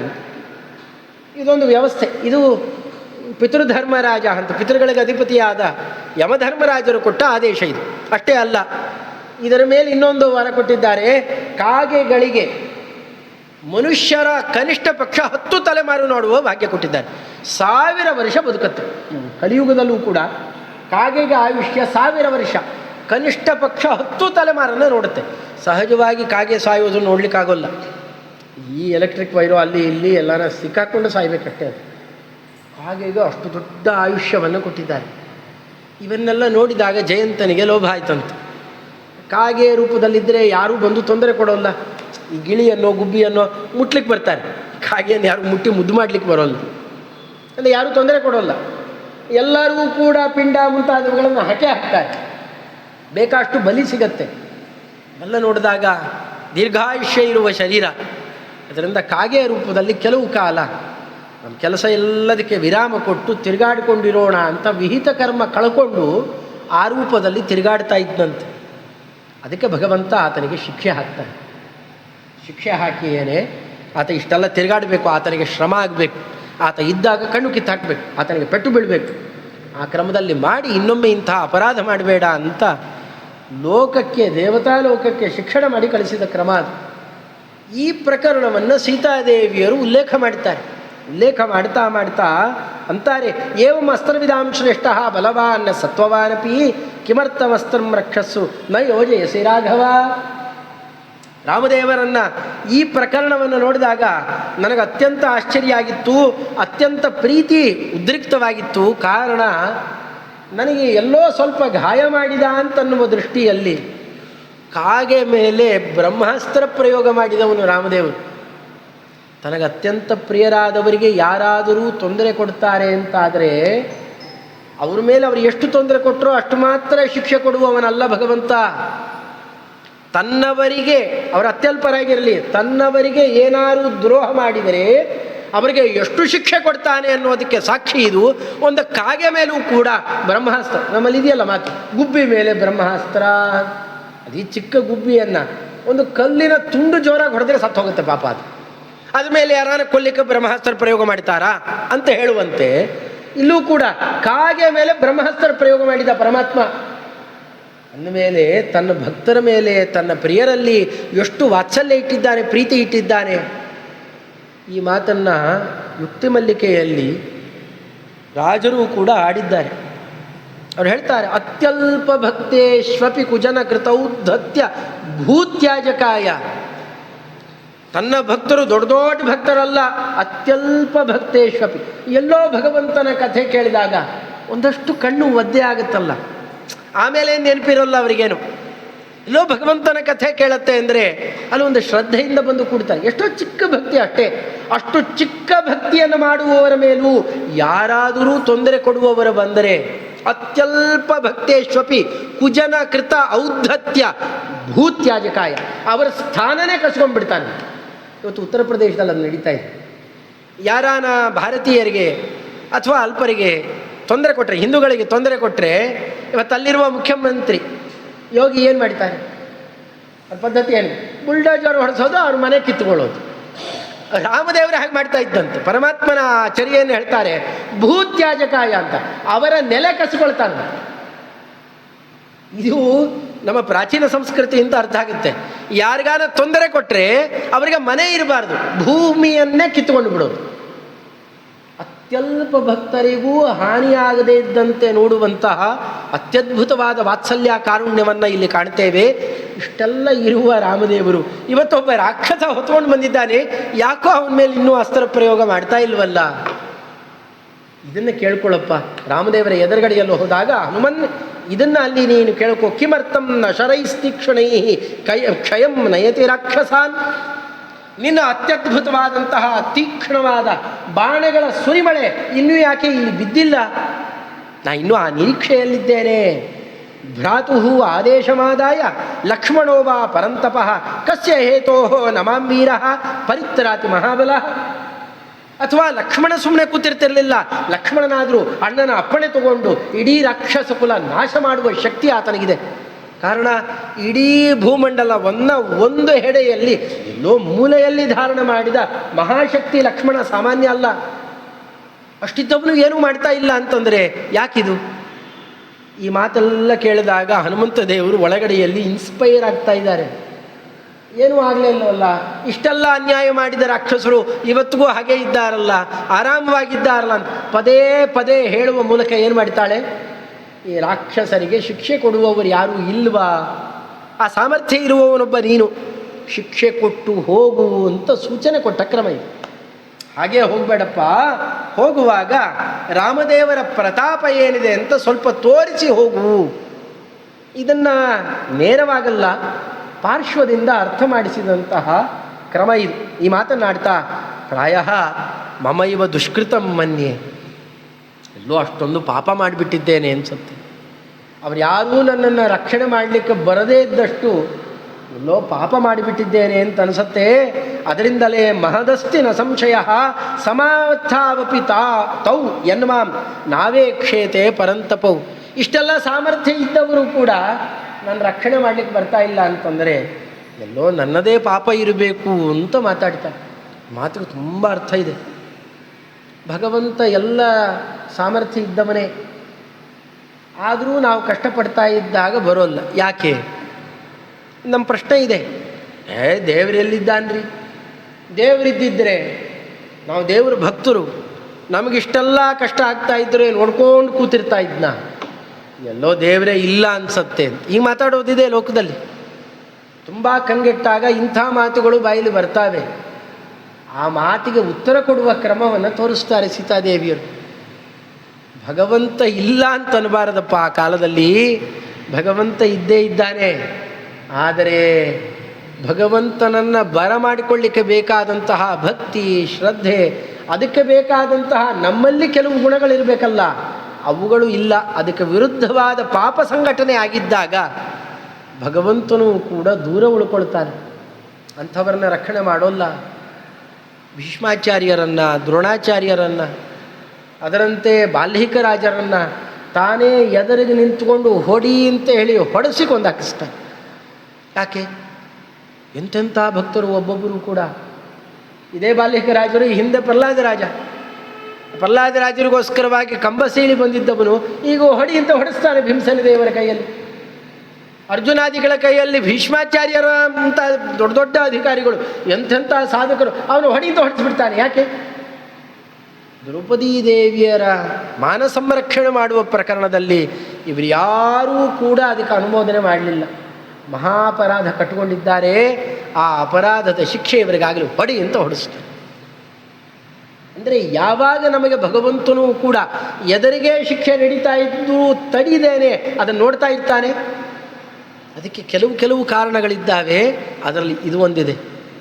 ಎಲ್ಲೋ ನನ್ನಲ್ಲೇ ದೊಡ್ಡ ಪಾಪ ಇರಬೇಕು, ಅದಕ್ಕೆ ಸಾಮರ್ಥ್ಯ ಇದ್ದರೂ ರಾಮಲಕ್ಷ್ಮಣರು ಬರ್ತಾ ಇಲ್ಲ ಅಂತ ಈ ಮಾತಾಡುವ ಮೂಲಕ ನಮ್ಮನ್ನೆಲ್ಲ ಶಿಕ್ಷಣ ಮಾಡುವಂತಹ ರೀತಿಯನ್ನು ಕಲಿಸಿಕೊಡ್ತಾ ಇದ್ದಾರೆ ಸೀತಾದೇವಿಯರು. ತ್ವಚ್ಛೋಕ ವಿಮುಖೋ ರಾಮ ದೇವಿ ಸತ್ಯೇನ ತೇಷಪೇ ರಾಮೇ ದುಃಖಾಭಿಪನ್ನೇತು ಲಕ್ಷ್ಮಣ ಪರಿತಪ್ಯತೆ. ಅಮ್ಮ, ಈ ಮಾತನ್ನೆಲ್ಲ ಆಡಬೇಡ. ನಾ ಈ ಮಾತನ್ನೆಲ್ಲ ನಿನ್ನ ಬಾಯಲ್ಲಿ ಏನೇನು ಕೇಳಿದ್ದೀನಿ ನಾನು ಅಲ್ಲಿ ಹೋಗಿ ಹೇಳಬೇಕಾಗತ್ತೆ. ಈ ಮಾತನ್ನು ಆಡಿದಾಗ ಮತ್ತಷ್ಟು ಪರಿತಪ್ಯತೆ, ರಾಮದೇವರು ಮತ್ತಷ್ಟು ತಾಪಪಟ್ಟಾನು, ಅಂಥ ಮಾತು ಆಡಬೇಡ. ನಾ ಇನ್ನೂ ಹೋಗಿ ಸುದ್ದಿ ತಿಳಿಸಲಿಕ್ಕಿದೆ, ನಮ್ಮ ಪಾತ್ರ ಇನ್ನೂ ಮುಗಿಲಿಲ್ಲ. ರಾಮದೇವರೇ ಎಲ್ಲ ಗೊತ್ತಿದ್ದಂತೆ ನಡ್ಕೊಂಡು ಬಿಟ್ಟರೆ ಸುದ್ದಿ ತಿಳಿಸುವ ಪಾತ್ರ ನಂದು ವ್ಯರ್ಥ ಅಲ್ಲಿಗೆ. ಅದರಿಂದ ನಾನು ಹೋಗಿ ಸುದ್ದಿ ತಿಳಿಸಲಿಕ್ಕಿನ್ನೂ ಬಾಕಿ ಇದೆ. ಅದಾದ ಮೇಲೆ ರಾಮದೇವರು ತನ್ನ ಕಾರ್ಯವನ್ನು ಜಾರಿಗೆ ತರ್ತಾನೆ. ಅದರಿಂದ ಅಲ್ಲಿ ತನಕ ನೀನು ಶೋಕ ಪಡಬೇಡ. ಈ ಸುದ್ದಿ ತಿಳಿದ ಕೆಲವೇ ಕಾಲದಲ್ಲಿ ರಾಮದೇವರ ಮುಖವನ್ನು ನೀ ಕಾಣ್ತೀಯ, ಹೆಚ್ಚು ದುಃಖ ಪಡಬೇಡ. ತಮ್ ಮಮಾರ್ಥೇ ಸುಖಂ ಪೃಚ್ಛ ಶಿರಸ ಚಾಭಿವಾದಯ. ನೋಡು, ನನ್ನ ಕುಶಲವನ್ನು ತಿಳಿಸು, ನನ್ನ ಶಿರಸ್ಸಿನಿಂದ ಮಾಡಿದ ನಮಸ್ಕಾರವನ್ನು ತಿಳಿಸು ಅಂತಾಳೆ. ಇದು ಅರ್ಥ ಆಗೋಲ್ಲ, ಇದು ಕಾವ್ಯಮಯವಾದ ಮಾತು. ಇಲ್ಲೆಲ್ಲೋ ಕೂತಿರುವವಳು ತಲೆಯಿಂದ ನಮಸ್ಕಾರ ಮಾಡಿದ್ಲು ಅಂದರೆ ಏನರ್ಥ? ನನ್ನ ತಲೆಯಲ್ಲಿ ಧಾರಣ ಮಾಡುವ ಆಭರಣ ಕೊಟ್ಟಿದ್ದೇನೆ, ಅವನ ಪಾದಕ್ಕೊಪ್ಪಿಸು ಅಂತ ಅರ್ಥ. ಇದಕ್ಕೆ ವ್ಯಂಜನಾವೃತ್ತಿ ಅಂತ ಕರೀತಾರೆ. ಆ ವ್ಯಂಜನಾವೃತ್ತಿಯನ್ನು ಬಳಕೆ ಮಾಡಿ ಇಲ್ಲಿ ಮಾತಾಡ್ತಾ, ವೃದ್ಧೋಪಸೇವಿ ಲಕ್ಷ್ಮೀವಾನ್ ಶಕ್ತೋ ನೋ ಬಹುಭಾಷಿತ ರಾಜಪುತ್ರ ಪ್ರಿಯಶ್ರೇಷ್ಠ ಸದೃಶಃ ಶ್ವಶುರಸ್ಯ ಮೇ ಮತ್ತಃ ಪ್ರಿಯತರೋ ನಿತ್ಯಂ ಭ್ರಾತ ರಾಮಸ್ಯ ಲಕ್ಷ್ಮಣಃ ನಿಯುಕ್ತೋ ಧುರಿ ಯಸ್ಯಾಂ ತು ತಾಂ ಉದ್ವಹತಿ ವೀರ್ಯವಾನ್. ದಶರಥ ಮಹಾರಾಜರ ಅದ್ಭುತವಾದ ಕೀರ್ತಿ, ಎಂತಹ ವಂಶದ ಕೀರ್ತಿ, ಅದನ್ನೆಲ್ಲವನ್ನೂ ಕೂಡ ಪತಾಕೆಯಂತೆ ಬೆಳಗಿಸುವಂತಹ ಅದ್ಭುತವಾದ ವರ್ಚಸ್ಸು ಈ ಅಣ್ಣ ತಮ್ಮಂದರಲ್ಲಿದೆ. ಅವರಿಬ್ಬರನ್ನು ಕೂಡ ನಾ ಇಷ್ಟೆಲ್ಲ ಕೇಳಿದೆ ಅಂತ ತಿಳಿಸಿ ಬೇಗ ಕರ್ಕೊಂಡು ಬಾರಪ್ಪ ಅಂತ ಮಾತಾಡ್ತಾ ಇಂಥ ತುಂಬ ಮಾತುಗಳಿದ್ದಾವೆ. ಈ ಮಾತುಗಳನ್ನೆಲ್ಲ ಆಡ್ತಾ ಸೀತಾದೇವಿಯರು ಮತ್ತೆ ಸ್ವಲ್ಪ ದೂರ ಹೋಗ್ತಿರಲಿಕ್ಕೆ ಇಲ್ಲೇ ಇರು ಅಂತ ಕೇಳ್ಕೊಳ್ತಾಳೆ. ಇಲ್ಲೇ ಇರು ಅಂತ ಹೇಳೋ ಹೊತ್ತಿಗೆ ಮರುಕ್ಷಣದಲ್ಲಿ ಬೇಡಪ್ಪ ಬೇಗ ಹೋಗು, ಬೇಗ ಕರ್ಕೊಂಡು ಬಾ, ನೀ ಇದ್ದರೆ ಇನ್ನೊಂದಿಷ್ಟು ಹಿತ ಆಗ್ತಾ ಇತ್ತು, ಆದರೂ ಬೇಡ, ಈ ಕಷ್ಟ ಸಹಿಸಿಕೊಳ್ತೇನೆ, ಇಲ್ಲಿ ತನಕ ಸಹಿಸಿದ್ದೇನೆ ಮತ್ತೂ ಸಹಿಸಿಕೊಳ್ತೇನೆ, ರಾಮದೇವರನ್ನ ಬೇಗ ಕರ್ಕೊಂಡು ಬಾ. ಈ ರೀತಿಯಲ್ಲಿ ಮಾತಾಡ್ತಾ ಕಳಿಸಿಕೊಡೋಣ. ಆ ಕಾಲದಲ್ಲಿ ಕಳಿಸಿದಾಗ ಹನುಮಂತ ದೇವರು ವಿಚಾರ ಮಾಡಿದರಂತೆ ಆ ಕಾಲಕ್ಕೆ, ಹೌದು ನಾ ಇಲ್ಲಿಂದ ಹೊರಡೋದೇನೋ ಹೊರಟು ಬಿಡ್ತೇನೆ, ಆದರೆ ಕೆಲಸ ಪೂರ್ಣ ಆಗಲಿಲ್ವಲ್ಲ, ಇನ್ನೂ ಸ್ವಲ್ಪ ಕೆಲಸ ಬಾಕಿ ಇದೆ. ಇಲ್ಲಿ ಸೀತಾದೇವಿಯರ ಕೊಟ್ಟ ಸೂಚನೆ ಇದೆ, ಇಷ್ಟೆಲ್ಲ ಅನ್ಯಾಯ ಮಾಡ್ತಾ ಇರುವ ರಾಕ್ಷಸರು ಆರಾಮವಾಗಿಯೇ ಇದ್ದಾರಲ್ಲ, ಇನ್ನು ರಾಮದೇವರಿಗೆ ಸುದ್ದಿ ಗೊತ್ತಿಲ್ಲ. ಒಂದು ನಾಟಕ ನಡೀತಾ ಇದೆ, ಸುದ್ದಿ ಗೊತ್ತಿಲ್ಲ ಅಂತ ನಟನೆ ಮಾಡ್ತಾ ಇರೋದು ಅಲ್ಲೇ ಹೇಳ್ಬೋದು. ಆದರೆ ಹನುಮಂತ ದೇವರ ಸುದ್ದಿ ಗೊತ್ತಿದೆಯಲ್ಲ, ಅವರು ಸುಮ್ಮನೆ ಕೂತರೆ ಹೇಗೆ? ಹಾಗಾದರೆ ಆ ಸೂಚನೆ ಕೊಟ್ಟಿದ್ದನ್ನು ಪರಿಪಾಲನೆ ಮಾಡಬೇಕಲ್ಲ, ಅದಕ್ಕೋಸ್ಕರವಾಗಿ ಆ ಕಾಲಕ್ಕೆ ವಿಚಾರ ಮಾಡಿದಂತೆ. ಅಭಿಜ್ಞಾನಂಚ ರಾಮಸ್ಯ ದದ್ಯಾ ಹರಿಗಣೋತ್ತಮ, ಅವಶ್ಯ ಕೊಡ್ತೇನೆ ಅಂತಂದರು. ಮಾತುಕತೆಯನ್ನೆಲ್ಲ ಕೇಳಿಕೊಂಡ್ರು, ಆಶ್ವಾಸನೆಯನ್ನು ಕೊಟ್ಟರು, ಮುಂದಕ್ಕೆ ಹಾರಿದ್ರು. ಹೋಗಬೇಕಾಗಿದ್ದರೆ ದೊಡ್ಡ ವನ, ಆ ವನವನ್ನೆಲ್ಲ ನೋಡ್ತಾ ನೋಡ್ತಾ ಸಾಗಿದರಂತೆ. ಸಚ ವಾಗ್ಭಿ ಪ್ರಶಸ್ತಾಭಿ ಗಮಿಷ್ಯನ ಪೂಜಿತಸ್ತಯ ತಸ್ಮಾತ್ ದೇಶಾತ್ ಅಪಕ್ರಮ್ಯ ಚಿಂತೆಯಾಮಾಸ ವಾನರ. ಅಲ್ಲಿರೋ ತನಕ ಏನೂ ಆಲೋಚನೆ ಮಾಡಲಿಲ್ಲ, ಹೊರಗೆ ಬರ್ತಿರಲಿಕ್ಕೆ ಸ್ವಲ್ಪ ಆಲೋಚನೆ ಮಾಡಲಿಕ್ಕೆ ಶುರು ಮಾಡಿದರಂತೆ. ಅಲ್ಪಶೇಷಮಿದಂ ಕಾರ್ಯಂ ದೃಷ್ಟೇ ಯಮಸಿತೆ ಕ್ಷಣ. ನೋಡಿದ್ರು, ಇಲ್ಲಿಂದ ನಾವು ಹೊರಟ ತಕ್ಷಣ ರಾಮದೇವರು ಏನು ಕೇಳಬಹುದು, ನಮ್ಮ ಆಲೋಚನೆ ಹೇಗಿರಬೇಕು ಅಂತ. ಮುಂದೆ ನಾನು ಇಲ್ಲಿಂದ ಹೋಗ್ತೇನೆ, ಹೋದಾಗ ಏನೇನಾಗಬಹುದು, ಆಗ ಅದಕ್ಕೆಲ್ಲ ನಾನು ಹೇಗೆ ಸಿದ್ಧನಾಗಿರಬೇಕು. ಸಾಧಾರಣ ಪರೀಕ್ಷೆಗೆ ಅಂತ ಹೋಗಿ ಕೂತ್ಕೊಳ್ಳುವ ಮುನ್ನ ವಿದ್ಯಾರ್ಥಿ ಹೇಗೆ ತಯಾರಾಗಿರ್ತಾನೆ, ಇಂಥಿಂಥ ಪ್ರಶ್ನೆ ಬರಬಹುದು, ಆ ಪ್ರಶ್ನೆಗಳಿಗೆ ಇಂಥ ಉತ್ತರ ಕೊಡ್ತೇನೆ, ಹೀಗೆ ಪೂರ್ಣ ಮಟ್ಟದಲ್ಲಿ ತಯಾರಾಗಿ ಹೋಗಿ ಕೂತಿದ್ರೆ ಪರೀಕ್ಷೆಯಲ್ಲಿ ಪೂರ್ಣ ಅಂಕ ಗಳಿಸ್ತಾನೆ. ಈ ಚದುರಂಗದ ಆಟಗಳನ್ನು ಆಡ್ತಾರಲ್ಲ, ಚದುರಂಗ ಚೆಸ್ ಆಡ್ತಾರಲ್ಲ, ಅವರ ಲೆಕ್ಕಾಚಾರ ಕೇಳಿ ಗೊತ್ತಾಗುತ್ತೆ. ಅವ್ರಿಗೆ ಹೇಗೆ ಲೆಕ್ಕಾಚಾರ ಮಾಡಿರ್ತಾರೆ, ಇವನು ಯಾವುದಾನ ಒಂದು ಕಾಯಿ ಮುಂದಿಟ್ಟರೆ ಎದುರಾಳಿಯಾದವನು ಮುಂದೆ ಏನೇನು ಮಾಡಬಹುದು. ಅದು 1-2 ನಡೆಯಲ್ಲ, ಮುಂದೆ 10-15 ನಡೆಗಳನ್ನು ಆಲೋಚನೆ ಮಾಡಿ, ನಾ ಹೀಗೆ ಮಾಡಿದರೆ ಅವನು ಹೀಗೆ ಮಾಡ್ತಾನೆ, ಈ ರೀತಿ ಮಾಡಿದರೆ ನಾ ಹೀಗೆ ಮಾಡ್ತೇನೆ, ಒಟ್ಟು ಅವನನ್ನು ಕಟ್ಟ ಹಾಕ್ತೇನೆ, ಸೋಲಿಸ್ತೇನೆ. ಪೂರ್ಣದ ತನಕ ಆ ಲೆಕ್ಕಾಚಾರ ಗೊತ್ತಿದ್ದವನಿಗೆ ಒಳ್ಳೆ ವಿವೇಕಿ ಅಂತ ಕರೀತಾರೆ. ರಾಜ್ಯಭಾರ ನಡೆಸುವ ಶಕ್ತಿ ಬರುತ್ತೆ ಮಕ್ಕಳಿಗೆ. ಅದಕ್ಕೆ ಚದುರಂಗದ ಆಟವನ್ನು ಆಡಿಸ್ತಾರೆ. ಹಾಗೆ ಹನುಮಂತ ದೇವರು ವಿಚಾರ ಮಾಡಿದರು, ಇಲ್ಲಿಂದ ನಾ ಮುಂದೆ ಹೊರಟ್ರೆ ಏನಾಗುತ್ತೆ. ರಾಮದೇವರು ಭೇಟಿಯಾಗುತ್ತೆ. ರಾಮದೇವರು ಕೇಳ್ತಾರೆ, ಏನಪ್ಪ ಸೀತೆಯನ್ನು ಕಂಡೆ? ಹಾಂ ಕಂಡೆ. ಏನೇನು ನಡೀತು ಮಾತುಕತೆ? ಹೀಗೆಲ್ಲ ನಡೀತು. ಏನೋ ಅಭಿಜ್ಞಾನ ಕೊಟ್ಟರು, ಹೀಗೆ ಕೊಟ್ಟರು.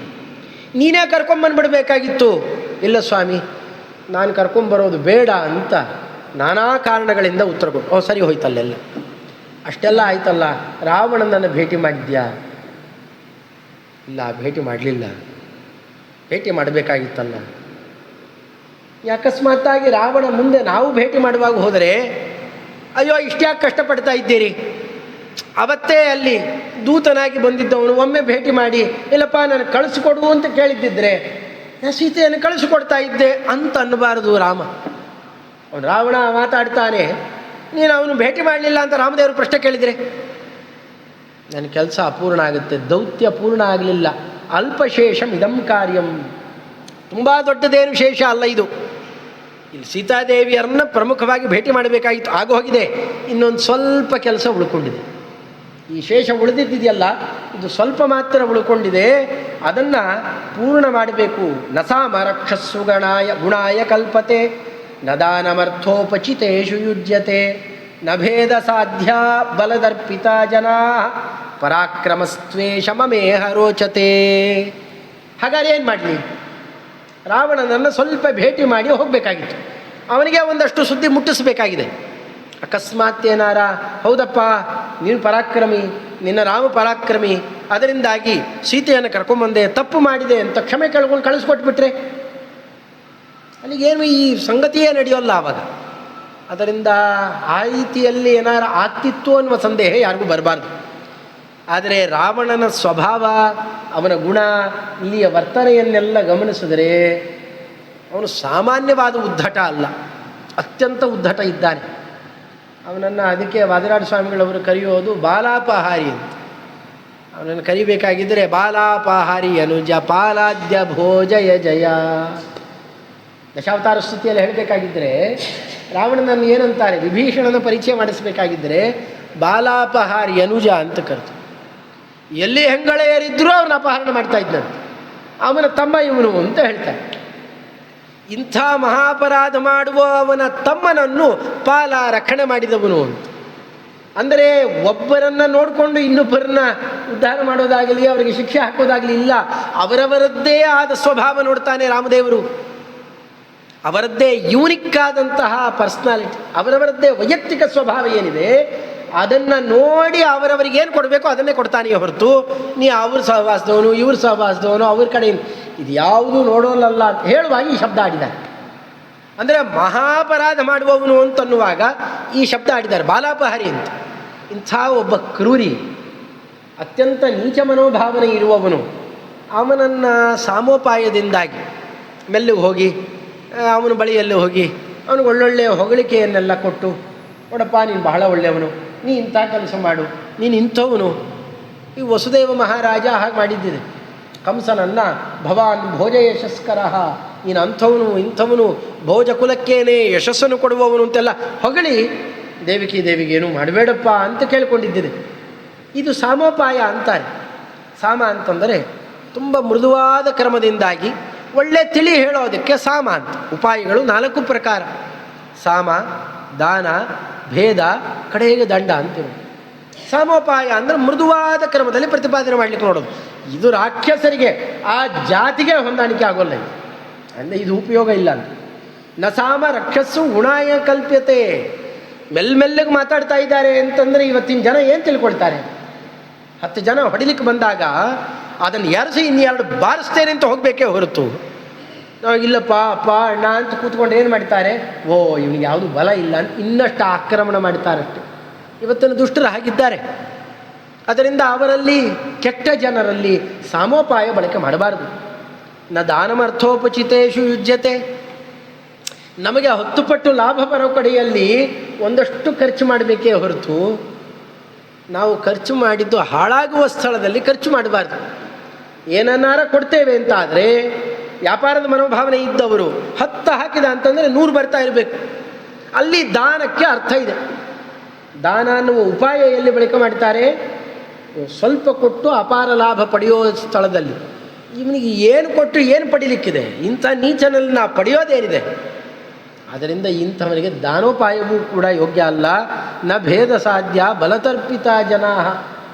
ನೋಡು, ನಿನಗೆ ಇವರು ಪ್ರೀತಿ ಸಿಗೋಲ್ಲ, ಇವರು ದೂರ ಆಗ್ತಾರೆ, ನಿಮ್ಮಿಬ್ಬರಲ್ಲಿ ಒಡಕುಂಟಾಗತ್ತೆ ಅಂತ ನಾವೇನಾರು ಹೇಳಬಹುದು. ಅವನೇನು ಅಂತಾನೆ? ಅತ್ಯಂತ ಬಲದ ದರ್ಪ ಇರುವವನು. ಯಾವನು ಬೇಕಾಗಿಲ್ಲ ನನಗೆ ಯಾರ ಸಹಾಯವೂ ಬೇಕಾಗಿಲ್ಲ, ನಾನೇ ಬೇಕಾದ ಅನರ್ಥ ಮಾಡ್ತೇನೆ ಅಂತ ನೇರವಾಗಿ ಹೊರಡ್ತಾನಷ್ಟೆ. ಅಂತ ಬಲದರ್ಪ ಇರುವವರಿಗೆ ಭೇದೋಪಾಯವೂ ಕೂಡ, ಭೇದೋಪಾಯ ಅಂತಂದರೆ ಇಬ್ಬರಲ್ಲಿ ಒಡುಕು ತಂದಿಡೋದು, ಏನೂ ಪ್ರಯೋಜನ ಮಾಡೋಲ್ಲ. ಸಾಧಾರಣ ಮಕ್ಕಳಿಗೆ ತಂದೆನೋ ತಾಯಿನೋ ಅಂತಾರೆ, ನೋಡಿ ನೀನು ಅಪರಾಧ ಮಾಡ್ತಾ ಇದ್ದರೆ ನೀನು ಮನೆಯಿಂದ ಹೊರಗೆ ಹಾಕಿಬಿಡ್ತೇನೆ, ಅಥವಾ ನಾನೇ ಮನೆ ಬಿಟ್ಟು ಹೋಗ್ತೇನೆ. ಇದೆಲ್ಲ ಭೇದೋಪಾಯನೇ. ದೂರ ಆಗೋದು ಅಂತೇನಿದೆಯಲ್ಲ, ಇದು ಭೇದೋಪಾಯ ಅಂತಂತಾರೆ. ಯಾವುದು ಪ್ರಯೋಜನಕ್ಕೆ ಬರೋಲ್ಲ. ಸಾಮ ದಾನ ಭೇದ ಉಪಯೋಗ ಇಲ್ಲ. ಕಡೆಗಿರುವಂತಹ ಉಪಾಯ ಇವರಲ್ಲಿ ಇರೋದೇ ಪರಾಕ್ರಮಸ್ತ್ವೇಷ ಮಮೇಹ ರೋಚತೆ. ಪರಾಕ್ರಮವನ್ನು ತೋರಿಸೋದೆ, 4 ಬಾರಿಸೋದೆ ಇಂಥವರಿಗೆ ಯೋಗ್ಯವಾದ ಉಪಾಯ. ಹಾಗಾದ್ರೆ ಏನು ಮಾಡಬೇಕು? ಸರಿಯಾಗಿ ಪೆಟ್ಟು ಕೊಡಬೇಕು. ಅವನಿಗೆ ಯಾವಾಗಲೂ ನೆನಪಿನಲ್ಲಿ ಇಟ್ಕೊಳ್ಬೇಕು, ಅಂಥ ಪೆಟ್ಟು ಕೊಡಬೇಕು ಅಂತ ಉಪಾಯವನ್ನು ಹೇಳಿ ಮುಂದೋಗ್ತಾರೆ. ವನವನ್ನೆಲ್ಲ ಹಾಳುಗೆಡುತ್ತಾರೆ. ಇದು ಮುಖ್ಯಪ್ರಾಣದೇವರ ಸ್ವಭಾವ.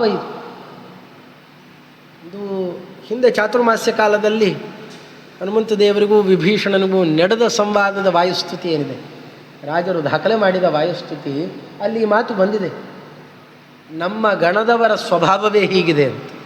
ಅದಕ್ಕೆ ಮೂಲ ಕಾರಣ ಇಲ್ಲಿದೆ. ಮೂಲ ನಿರೂಪಣೆ ವಾಲ್ಮೀಕಿ ಋಷಿಗಳು ಮಾಡಿ ತೋರಿಸ್ತಾರೆ. ಅದರ ಕಾರಣ ನೋಡಬೇಕು ಅಂದರೆ ನಾವು ಗರುಡ ಪುರಾಣ ನೋಡಬೇಕು. ಗರುಡ ಪುರಾಣದ 3ನೇ ಭಾಗ ಬ್ರಹ್ಮಕಾಂಡದಲ್ಲಿ, ಅಥವಾ ಮೋಕ್ಷಕಾಂಡ ಅಂತ ಕರೀತಾರೆ, ಆ ಭಾಗದಲ್ಲಿ ತಾರತಮ್ಯದ ನಿರೂಪಣೆ ಮಾಡಿದ್ದಾರೆ ನಾನಾ ಬಗೆಯಲ್ಲಿ. ಬ್ರಹ್ಮಾಂಡದ ಹೊರಗಡೆಯಲ್ಲಿ ದೇವತೆಗಳನ್ನು ಸೃಷ್ಟಿ ಮಾಡ್ತಾನೆ ಪರಮಾತ್ಮ. ಸೃಷ್ಟಿ ಮಾಡುವಾಗ ಮಹತ್ತತ್ವಾಭಿಮಾನಿಗಳಾಗಿ ಇವರಿಬ್ಬರು ಹೊರಗೆ ಬರ್ತಾರೆ. ಅದರಲ್ಲಿ ಪುರುಷ ಅಂತ ಚತುರ್ಮುಖ ಬ್ರಹ್ಮದೇವರಿಗೆ ಹೆಸರು, ಸೂತ್ರ ಅಂತ ಮುಖ್ಯಪ್ರಾಣದೇವರಿಗೆ ಆಗ ಹೆಸರು. ಆಗ ಸೂತ್ರ ನಾಮಕರಾಗಿ ಸ್ತೋತ್ರ ಮಾಡ್ತಾರೆ ಇವರು. ಸ್ತೋತ್ರ ಮಾಡುವಾಗ ತಮ್ಮದೇ ಆದಂತಹ ಕೆಲವು ಭಕ್ತಿ ಭಾವನೆಗಳನ್ನು ಅರ್ಪಣೆ ಮಾಡಿಕೊಳ್ತಾರೆ. ಇದೆಲ್ಲ ದೇವತೆಗಳು ಸ್ತೋತ್ರ ಮಾಡಿದ್ದನ್ನು ಅಲ್ಲಿ ದಾಖಲೆ ನೋಡ್ಬೋದು ನಾವು. ಸ್ತೋತ್ರ ಮಾಡಬೇಕಾಗಿದ್ದರೆ ಒಂದು ವಿಚಾರವನ್ನು ಪ್ರತ್ಯೇಕ ಹೇಳ್ತಾರೆ ಮುಖ್ಯಪ್ರಾಣದೇವರು ಅಲ್ಲಿ ಸೂತ್ರನಾಮಕರಾಗಿ. ಸ್ವಾಮಿ, ನಿನಗೆ ಯಾರು ದ್ರೋಹ ಮಾಡ್ತಾರೆ, ನೀ ಕೊಟ್ಟ ಸಂಪತ್ತನ್ನು ಅಪವ್ಯಯ ಮಾಡ್ತಾ ಇರ್ತಾರೆ, ಅವರ ಸಂಪತ್ತನ್ನು ಹಾಳು ಮಾಡ್ತೇನೆ, ಅವರಲ್ಲಿ ಸಂಪತ್ತು ಉಳಿಲಿಕ್ಕೆ ಬಿಡೋಲ್ಲ, ಅದನ್ನು ಹಾಳುಗೈತೇನೆ ನಾನು ಅಂತ ಪ್ರತಿಜ್ಞೆ ಮಾಡ್ತಾರೆ. ಇದೊಂದು ಮುಖ್ಯಪ್ರಾಣದೇವರ ಸ್ವಭಾವ. ಇದು ಅದೇ ಸ್ವಭಾವವನ್ನು ಇಲ್ಲಿ ತೋರಿಸಿಕೊಡ್ತಾ ಇದ್ದಾರೆ. ಅದಕ್ಕೆ ವನವನ್ನೆಲ್ಲ ಹಾಳು ಮಾಡಿದರು. ಹಾಳು ಮಾಡುವುದಕ್ಕೆ ಮುಂಚೆ ವನವನ್ನು ಚಿತ್ರಣ ಮಾಡಿದ್ದಾರೆ. ಕಾರ್ಯೇ ಕರ್ಮಣಿ ನಿರ್ವೃತ್ತೇ ಯೋ ಬಹೂನ್ಯಪಿ ಸಾಧಯೇತ್ ಪೂರ್ವಕಾಯ ವಿರೋಧೇನ ಸಕಾರ್ಯಂ ಕರ್ತುಮರ್ಹತಿ. ಈಗ ನಾ ಮಾಡುವ ಪೂರ್ವ ಕಾರ್ಯ ಏನಿದೆ, ಉತ್ತರ ಕಾರ್ಯಕ್ಕೆ ವ್ಯವಸ್ಥಿತವಾಗಿ, ಅಂದರೆ ನಾ ಈಗೇನು ಕೆಲಸ ಮಾಡ್ತಾ ಇದ್ದೇನೆ, ಈ ಕೆಲಸದ ಮುಂದಿನ ಕಾರ್ಯ 2 ಭಾಗ ಮಾಡಿಕೊಳ್ಳೋಣ. ಒಂದು ಪೂರ್ವ ಕಾರ್ಯ, ಇನ್ನೊಂದು ಉತ್ತರ ಕಾರ್ಯ ಅಂತ. ನಾ ಶುರು ಮಾಡಿದ ಪೂರ್ವ ಕಾರ್ಯವನ್ನು ಶತ್ರು ಮುಂದುವರಿಸ್ಬೇಕು. ಅದನ್ನು ಶತ್ರುವೇ ಅದನ್ನು ಮುಂದುವರಿಸ್ಬೇಕು, ಅವನಿಗೆ ಬೇರೆ ದಾರಿ ಇರಬಾರ್ದು.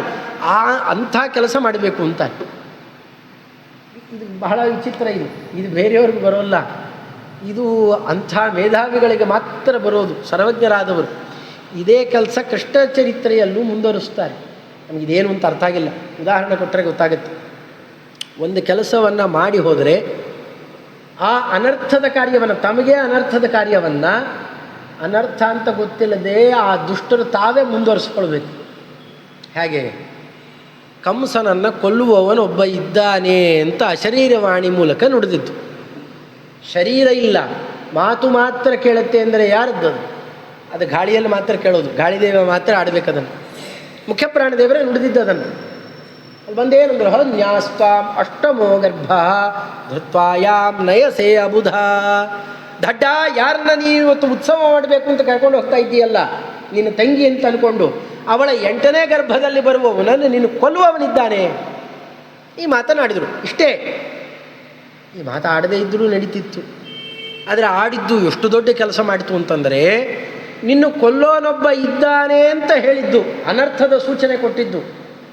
ಅದಕ್ಕೆ ಕಂಸ ಏನು ಮಾಡಿದ? ತನ್ನ ಸಾವನ್ನು ಚೆನ್ನಾಗಿ ಬರಮಾಡಿಕೊಳ್ತಾನೆ, ತಾನೊಬ್ಬ ಸಾಯ್ತಾನೆ ಅಂತ ಅಷ್ಟೇ ಹೇಳಿದ್ದು. ಆದರೆ ಮಾಡಿದ್ದೇನು ಕೆಲಸ? ತನ್ನ ಭೃತ್ಯರನ್ನೆಲ್ಲ ಕೊಲ್ಲಿಸ್ತಾನೆ. ನನ್ನ ಕೊಲ್ಲೋನೊಬ್ಬ ಇದ್ದಂತೆ, ಹೋಗ್ರಿ ಅವನನ್ನು ಕೊಲ್ರಿ, ಹೋಗ್ರಿ ಅವನನ್ನು ಕೊಲ್ರಿ ಅಂತ ಕೃಷ್ಣದೇವರ ಬಳಿಗೆ ತನ್ನ ಎಲ್ಲ ಭೃತ್ಯರನ್ನು ಕಳಿಸಿ ಅವರನ್ನೆಲ್ಲ ನಾಶ ಮಾಡಿಸಿಕೊಂಡ. ತಾನೂ ನಷ್ಟನಾಗಿ ಹೋದ. ಅಲ್ಲಿಗೆ ಮುಗಿಲಿಲ್ಲ, ಇದು ಪೂರ್ವ ಕಾರ್ಯ. ಇದು ಈ ಕೆಲಸ ಅರ್ಧ ನಡೀತು, ಇನ್ನರ್ಧವನ್ನು ಜರಾಸಂಧ ಪೂರೈಸ್ತಾನೆ. ಉತ್ತರ ಕಾರ್ಯ ಅವನೇನು ಮಾಡಿದ?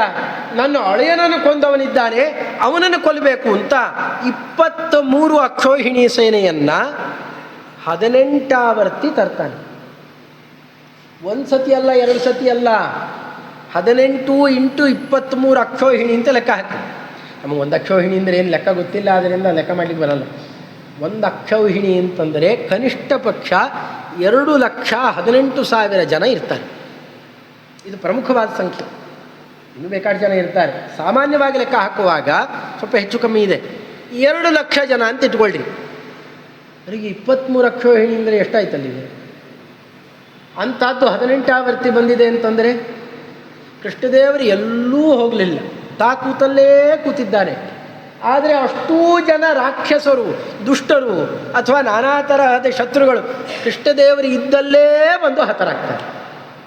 ಇದಿಷ್ಟೂ ಕಾರ್ಯ ಸಾಧನೆ ಮಾಡಿದವರು ಯಾರು? ಮುಖ್ಯ ಪ್ರಾಣದೇವರು.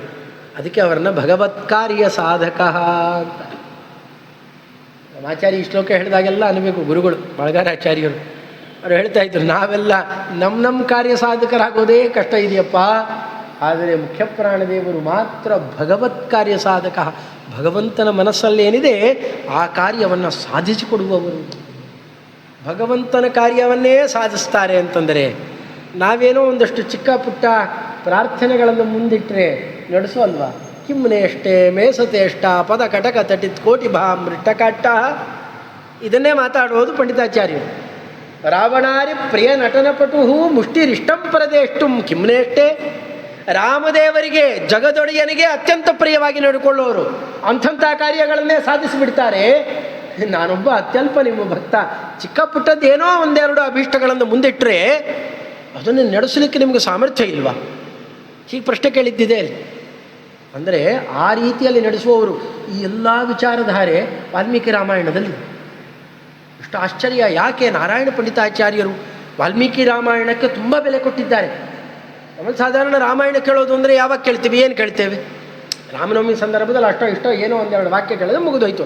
ರಾಮದೇವರು ಗೋಳಾಡಿದ ಅಷ್ಟೇ ರಾಮಾಯಣ ಅಂದರೆ. ನಾವು ಬಳಕೆ ಮಾಡೋದು ಎಲ್ಲಿ ಬಳಕೆ ಮಾಡ್ತೇವೆ?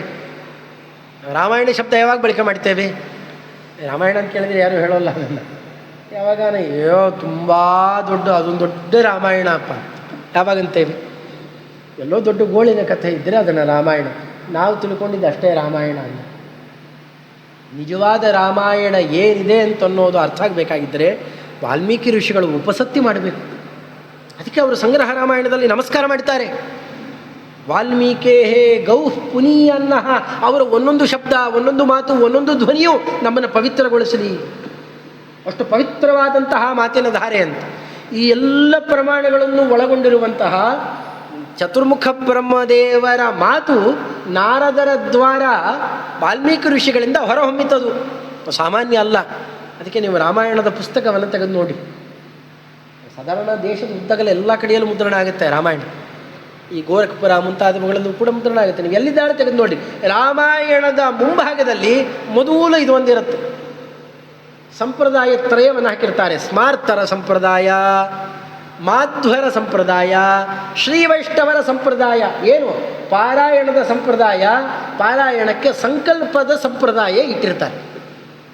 ಹಿಂದೆ ನಮ್ಮೆಲ್ಲರಲ್ಲೂ ಆ ಪದ್ಧತಿ ಇತ್ತು, ಇವತ್ತು ನಶಿಸಿ ಹೋಗಿದೆ. ರಾಮ ಯುಗಾದಿ ಬಂತು ಅಂತಂದರೆ ಅವತ್ತು ಶುರು ಮಾಡಿದರೆ ರಾಮನವಮಿ ದಿವಸದಲ್ಲಿ ರಾಮಾಯಣ ಸಮಗ್ರ ಪಾರಾಯಣ ಮಾಡಿರಬೇಕು. 24,000 ಶ್ಲೋಕಗಳ ಸಮಗ್ರ ಪಾರಾಯಣ ಆಗಿರಬೇಕು. ಹೀಗೆ ಆ ಮಾತುಗಳನ್ನು ಉಪಸತ್ತಿ ಮಾಡ್ತಾ ಇದ್ದವರು ಹಿಂದಿದ್ದರು ಅನ್ನೋದು ಚೆನ್ನಾಗಿ ಅರ್ಥ ಆಗುತ್ತೆ. ಅದಕ್ಕೆ ಕಾರಣ ಒಂದೊಂದು ಅಕ್ಷರವೂ ಕೂಡ ವಾಲ್ಮೀಕಿ ಋಷಿಗಳ ದ್ವಾರ ನಾರದರೇನು ಹೊರಹಾಕಿಸಿದರು, ಬ್ರಹ್ಮದೇವರು ತಾವು ಉಪದೇಶ ಮಾಡಿಸಿ ಇಲ್ಲಿ ಹೊರಹಾಕಿಸುವ ಆದೇಶ ಕೊಟ್ಟರು. ಅಷ್ಟು ಪವಿತ್ರವಾದ ಗ್ರಂಥ ವಾಲ್ಮೀಕಿ ರಾಮಾಯಣ. ಸಾಮಾನ್ಯ ಸುಮ್ಮನೆ ಒಂದು ಕಾವ್ಯ, ಅಲ್ಲಿ ಇಲ್ಲಿ ಎಲ್ಲೋ ಒಂದಷ್ಟು ರಾಮದೇವರ ಚರಿತ್ರೆಯನ್ನು ಗೀಚಿದ ಒಂದು ಗ್ರಂಥ ಅಂತ ಹಾಗೆ ತಿಳಿಯೋದಲ್ಲ. ಅತ್ಯಂತ ಪವಿತ್ರವಾದ ಗ್ರಂಥ. ಒಂದೊಂದು ವಿಷಯ ನೋಡಿದಾಗಲೂ ನಮಗೆ ಅರ್ಥ ಆಗುತ್ತೆ. ಅಂಥದ್ದಿಷ್ಟೆಲ್ಲ ವಿಚಾರ ಮಾಡಿ ತಥೋ ಮಾರುತವತ್ ಕ್ರುದ್ಧ ಮಾರುತಿರ್ಭೀಮ ವಿಕ್ರಮ. ಗಾಳಿಗೆ ಕೋಪ ಬಂದರೆ ಏನಾಗುತ್ತೆ? ಬಿರುಗಾಳಿ ಆಗುತ್ತೆ. ಅಲ್ಲೇ ತಾನೇ ಅಲ್ಲಿ ಬಿರು ಅಂತ ಬಿರುಸಾಗುತ್ತೆ. ಬಿರುಸಾದರೆ ಬಿರುಗಾಳಿ ಆಗುತ್ತೆ. ಬಿರುಗಾಳಿ ಬೀಸಿದ್ರೆ ಏನಾಗುತ್ತೆ? ಅದೇ ಕೆಲಸವನ್ನು ಹನುಮಂತ ದೇವರು ಮಾಡಿದರಂತೆ. ಬಿರುಗಾಳಿ ಬೀಸಿದ್ರೆ ಏನಾಗುತ್ತೆ? ಮರಗಳೆಲ್ಲ ಉರುಳು ಹೋಗ್ತಾ ಇದೆ. ಆ ವಾತಾವರಣವನ್ನು ನೋಡಿದಾಗ, ಯಾಕೆ ವಾತಕ್ರುದ್ಧನಾಗಿರೋದಲ್ವೇ, ಅದರಿಂದ ಅಂಥ ಆವರಣ ನೋಡಿದರೆ ಏನಾಗುತ್ತೆ? ಯಾವ ಪದಾರ್ಥವೂ ಸ್ವಸ್ಥವಾಗಿ ಇರೋಲ್ಲ. ಸೀತಾದೇವಿಯರು ಕೂತಿರುವ ಶುಂಶುಪಾ ವೃಕ್ಷದ ಸುತ್ತಮುತ್ತಲು ಬಿಟ್ಟು ಇನ್ನೆಲ್ಲ ಪದಾರ್ಥಗಳನ್ನು ನಾಶ ಮಾಡಿದರೆ ಇದು ಹಿಂದೆ ಇಂಥ ಪ್ರದೇಶ ಆಗಿತ್ತಾ ಅನ್ನುವ ಕಲ್ಪನೆ ಸಿಗಬಾರ್ದು. ಅಷ್ಟು ಧ್ವಂಸಗೈದು ಬಿಡ್ತಾರೆ. ನಭಬಹು ತದ್ವನಂ ತತ್ರ ದಾವಾನಲ ಹತಂ ಯಥಾ. ದಾವಾನಲ ಕಾಡಿಗಿಚ್ಚು ಬಿದ್ದು ಹೋದರೆ ಏನಾಗುತ್ತೋ ಬರಡಾಗಿಬಿಡುತ್ತಲ್ಲ, ಬಯಲಾಗುತ್ತಲ್ಲ, ಹಾಗೆ ಬಯಲು ಮಾಡಿಬಿಟ್ಟು ಅಷ್ಟನ್ನೂ ಕೂಡ ವ್ಯಾಕುಲ ವರ್ಣಾರೇಜು ವಿಹ್ವಲ ಇವತಾ ಲತಾ. ಅಲ್ಲಿದ್ದ ಬಳ್ಳಿಗಳು ಮರಗಳು ಮುಂತಾದವುಗಳೆಲ್ಲ ನಂದನವನದಂತೆ ಅತ್ಯದ್ಭುತವಾದ ಕ್ರಮದಲ್ಲಿ ಇಟ್ಟುಕೊಂಡು ವಿಹಾರ ಮಾಡ್ತಾ ಇದ್ದಾರೆ. ಇವರೆಲ್ಲ ಎಲ್ಲ ಹರಿದ್ವೇಷಗಳು. ಭಗವಂತನ ಪತ್ನಿಯನ್ನು ಕದೀತೇನೆ ಅನ್ನುವ ಹುನ್ನಾರ ಹಾಕಿದ ನೀಚರು. ಇವರಲ್ಲಿ ಸಂಪತ್ತು ಇರಬೇಕಾ? ಈ ಸಂಪತ್ತನ್ನೆಲ್ಲ ಹಾಳು ಮಾಡ್ತೇನೆ. ಇದೆಲ್ಲ ನಮಗೆ ಕೊಡ್ತಾ ಇರೋ ಸಂದೇಶ. ಭಗವಂತ ಕೊಟ್ಟಂತಹ ಸಂಪತ್ತು ಅಂತಂದರೆ ಅದು ಬೇರೆ ಅಲ್ಲ, ಅದು ಸಾಕ್ಷಾತ್ತಾಗಿ ಸಂಪತ್ತಿಗೆ ಅಭಿಮಾನಿಯಾದ ಲಕ್ಷ್ಮೀದೇವಿಯೇ, ಸೀತಾದೇವಿಯೇ. ಆ ಸೀತಾದೇವಿಯನ್ನು ಅಪಹರಿಸಿದರೆ, ಅಪಹರಣ ಮಾಡುವುದು ಅಂತಂದ್ರೇನು? ರಾಮದೇವರಿಗಲ್ಲ, ಇದು ನಮ್ಮ ಸ್ವಂತಕ್ಕಿರಲಿ ಅಂತ ಬಳಕೆ ಮಾಡಿಕೊಳ್ಳೋದು. ಭಗವಂತ ಕೊಟ್ಟದ್ದನ್ನು ಅವನಿಗೆ ನಿವೇದನೆ ಮಾಡಿ ಅರ್ಪಣೆ ಮಾಡಿದ್ದರೆ, ಶೇಷ ಬಳಕೆ ಮಾಡಿದರೆ ಅದು ಭಗವಂತನ ಪ್ರಸಾದ. ದೇವರಿಗೆ ಅರ್ಪಣೆ ಮಾಡಿದೆ, ನಿತ್ಯ ಮನೆಯಲ್ಲಿ ಒಂದು ವೈಶ್ವದೇವ ಮಾಡಿದೆ, ಒಂದಷ್ಟು ದೇವರಿಗೆ ನೈವೇದ್ಯ ಮಾಡಿದೆ, ಗೋಗ್ರಾಸ ಇಲ್ಲ, ಅತಿಥಿಗಳಿಗಿಲ್ಲ, ಯಾರಿಗೂ ಕೊಡದೆ ನಾವೇ ತಿಂದು ಹಾಕಿದ್ರೆ ಏನಾಗುತ್ತೆ? ನಾವು ರಾವಣರಾಗ್ತೇವೆ. ಭಗವಂತನ ಸಂಪತ್ತನ್ನು ಅಪಹರಣ ಮಾಡಿದವರಾಗ್ತೇವೆ. ನಮ್ಮನೆಯಲ್ಲಿರುವ ಯಾವುದೇ ಸಂಪತ್ತಿದ್ದರೂ ಅದನ್ನು ಹನುಮಂತ ದೇವರು ಸಹಿಸೋಲ್ಲ. ಏನು ಮಾಡ್ತಾರೆ? ನಾಶ ಮಾಡ್ತಾರೆ ಅಷ್ಟೆ. ಅದಾಗಬಾರ್ದು ಅಂತಿದ್ದರೆ ಈಗಲೇ ನಮ್ಮಲ್ಲಿರುವ ಸೀತೆಯನ್ನು ಪರಮಾತ್ಮನಿಗೆ ಒಪ್ಪಿಸಿಕೊಡೋದು ಕ್ಷೇಮ.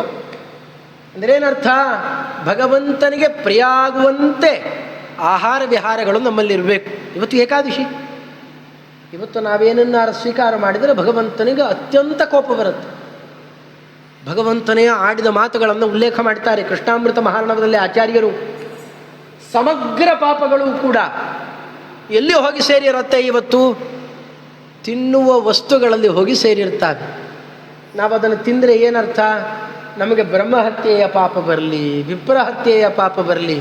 ಯಾರಾದರೂ ಹೋಗಿ ರೋಗಿಗಳಲ್ಲಿ ನಿಮಗೆ ಏಡ್ಸ್ ಇದೆಯಾ, ಕ್ಯಾನ್ಸರ್ ಇದೆಯಾ, ಅಥವಾ ಬೇರೆ ಬೇರೆ ರೋಗ ಇದೆಯಾ, ಕಿಡ್ನಿ ಫೇಲ್ಯೂರ್ ಆಗಿದೆಯಾ, ಅದೆಲ್ಲ ನಮಗೊಂದು ಸ್ವಲ್ಪ ಕೊಡ್ರಪ್ಪ ಅಂತ ತೊಗೊಂಬಂದರೆ ಹಾಗೂ ಇವತ್ತು ಆಹಾರವನ್ನು ಸ್ವೀಕಾರ ಮಾಡಿದರೆ ಅಷ್ಟೇ ನೀಚ ಕೃತ್ಯ ಅದು. ಅದೆಂದೂ ಮಾಡಬಾರ್ದು. ಭಗವಂತ ಅತ್ಯಂತ ಕುಪಿತನಾಗ್ತಾನೆ. ಅಂಥವ್ರನ್ನ ಹ್ಯಾಕ್ ಕಾಣಬೇಕು ಅಂತಂದಿದ್ದಾರೆ. ಮನೆಯಲ್ಲಿ ನಮ್ಮ ಹಿರಿಯರೋ ಕಿರಿಯರೋ ಯಾರಾದರೂ ಆಹಾರ ಸೇವನೆ ಮಾಡ್ತಾ ಇದ್ದವರನ್ನ ನೋಡಿದರೆ ಚೋರವತ್ ಬಹಿಷ್ಕಾರ್ಯ, ಅವನ ಕಳ್ಳನಂತ ಮನೆಯಿಂದ ಹೊರಗೆ ಹಾಕ್ಬೇಕಂತ, ಮನೆಯಲ್ಲಿ ಇಟ್ಕೋಬಾರದು ಅವನ್ನ ಅಂತಂದಿದ್ದಾರೆ. ಇದು ಕೃಷ್ಣಾಮೃತ ಮಹಾರ್ಣವದಲ್ಲಿದೆ ಈ ಮಾತು. ಅಂಥದ್ದು ಅಯ್ಯೋ ಪಾಪ ಮಕ್ಕಳು ತಾನೇ ತಿಂತಾ ಇರಲಿ ಬಿಡು ಅಂತ ಇವರೇ ಮಾಡಿ ಹಾಕೋದು. ನಾವೆಲ್ಲ ಉಪವಾಸ ಮಾಡ್ತೇವೆ, ಇನ್ನೂ ಮಕ್ಕಳು ಅಂತ. ಆ ಮಕ್ಕಳಿಗೆ ಮೀಸೆ ಗಡ್ಡ ಬಂದಿರತ್ತೆ ಅಷ್ಟೇ. ಇಂಥ ಕೆಲಸ ಮಾಡಿದರೆ ಇದು ಮಹಾ ಅನರ್ಥ. ಇಷ್ಟೆಲ್ಲ ಮಾಡಬಾರದ ಅಪಚಾರಗಳನ್ನು ಮಾಡಿ ದೇವರು ಇಲ್ಲವೇ ಇಲ್ಲ, ದೇವರು ನಮಗೆ ರಕ್ಷಣೆ ಮಾಡ್ತಾ ಇಲ್ಲ ಅಂದರೆ, ಏಕಾದಶಿಯನ್ನೂ ಕೂಡ ಮಾಡೋಲ್ಲ ಶ್ರದ್ಧೆಯಿಂದ, ದೇವರಿಲ್ಲ ಅಂತ ಮಾತಾಡ್ತಾರೆ. ಎಷ್ಟು ಘೋರ ಅಪರಾಧ ಅದು. ಅದರಿಂದ ಇಲ್ಲೆಲ್ಲ ನಮಗೆ ಕೊಡ್ತಾ ಇರುವ ಸಂದೇಶ ಇದೆ. ಭಗವಂತನ ಸಂಪತ್ತನ್ನು ಅಪಹರಿಸಿದರೆ, ಭಗವಂತನಿಗೆ ಪ್ರಿಯವಾಗುವ ಕ್ರಮದಲ್ಲಿ ನಾವು ನಡೆದೇ ಇದ್ದರೆ, ಭಗವಂತನ ಗೀತೆಯಲ್ಲಿ ಆಡ್ತಾನಲ್ಲ, ಅವನೇನಾಗ್ತಾನೆ?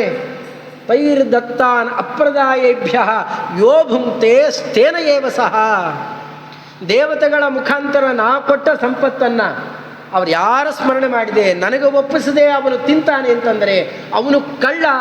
ಸ್ಥೇನ ಏವ ಸಹ. ಸ್ಥೇನ ಅಂದರೆ ಕಳ್ಳ.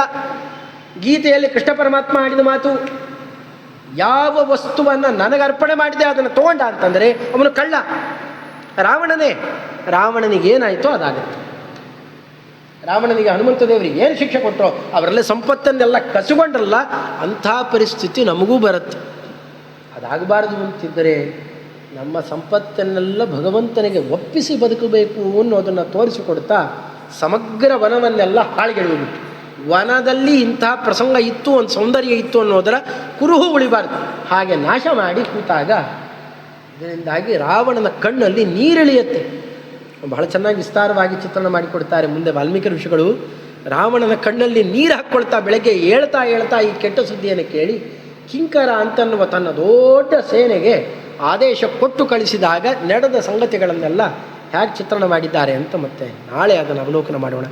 ಅದ್ಯ ಯಥಾಮತಿ ಕಥಾಭಿಪ್ರಾಯ. ಶ್ರೀಕೃಷ್ಣ ಅರ್ಪಣಮಸ್ತು. ಹರಯೇ ನಮಃ.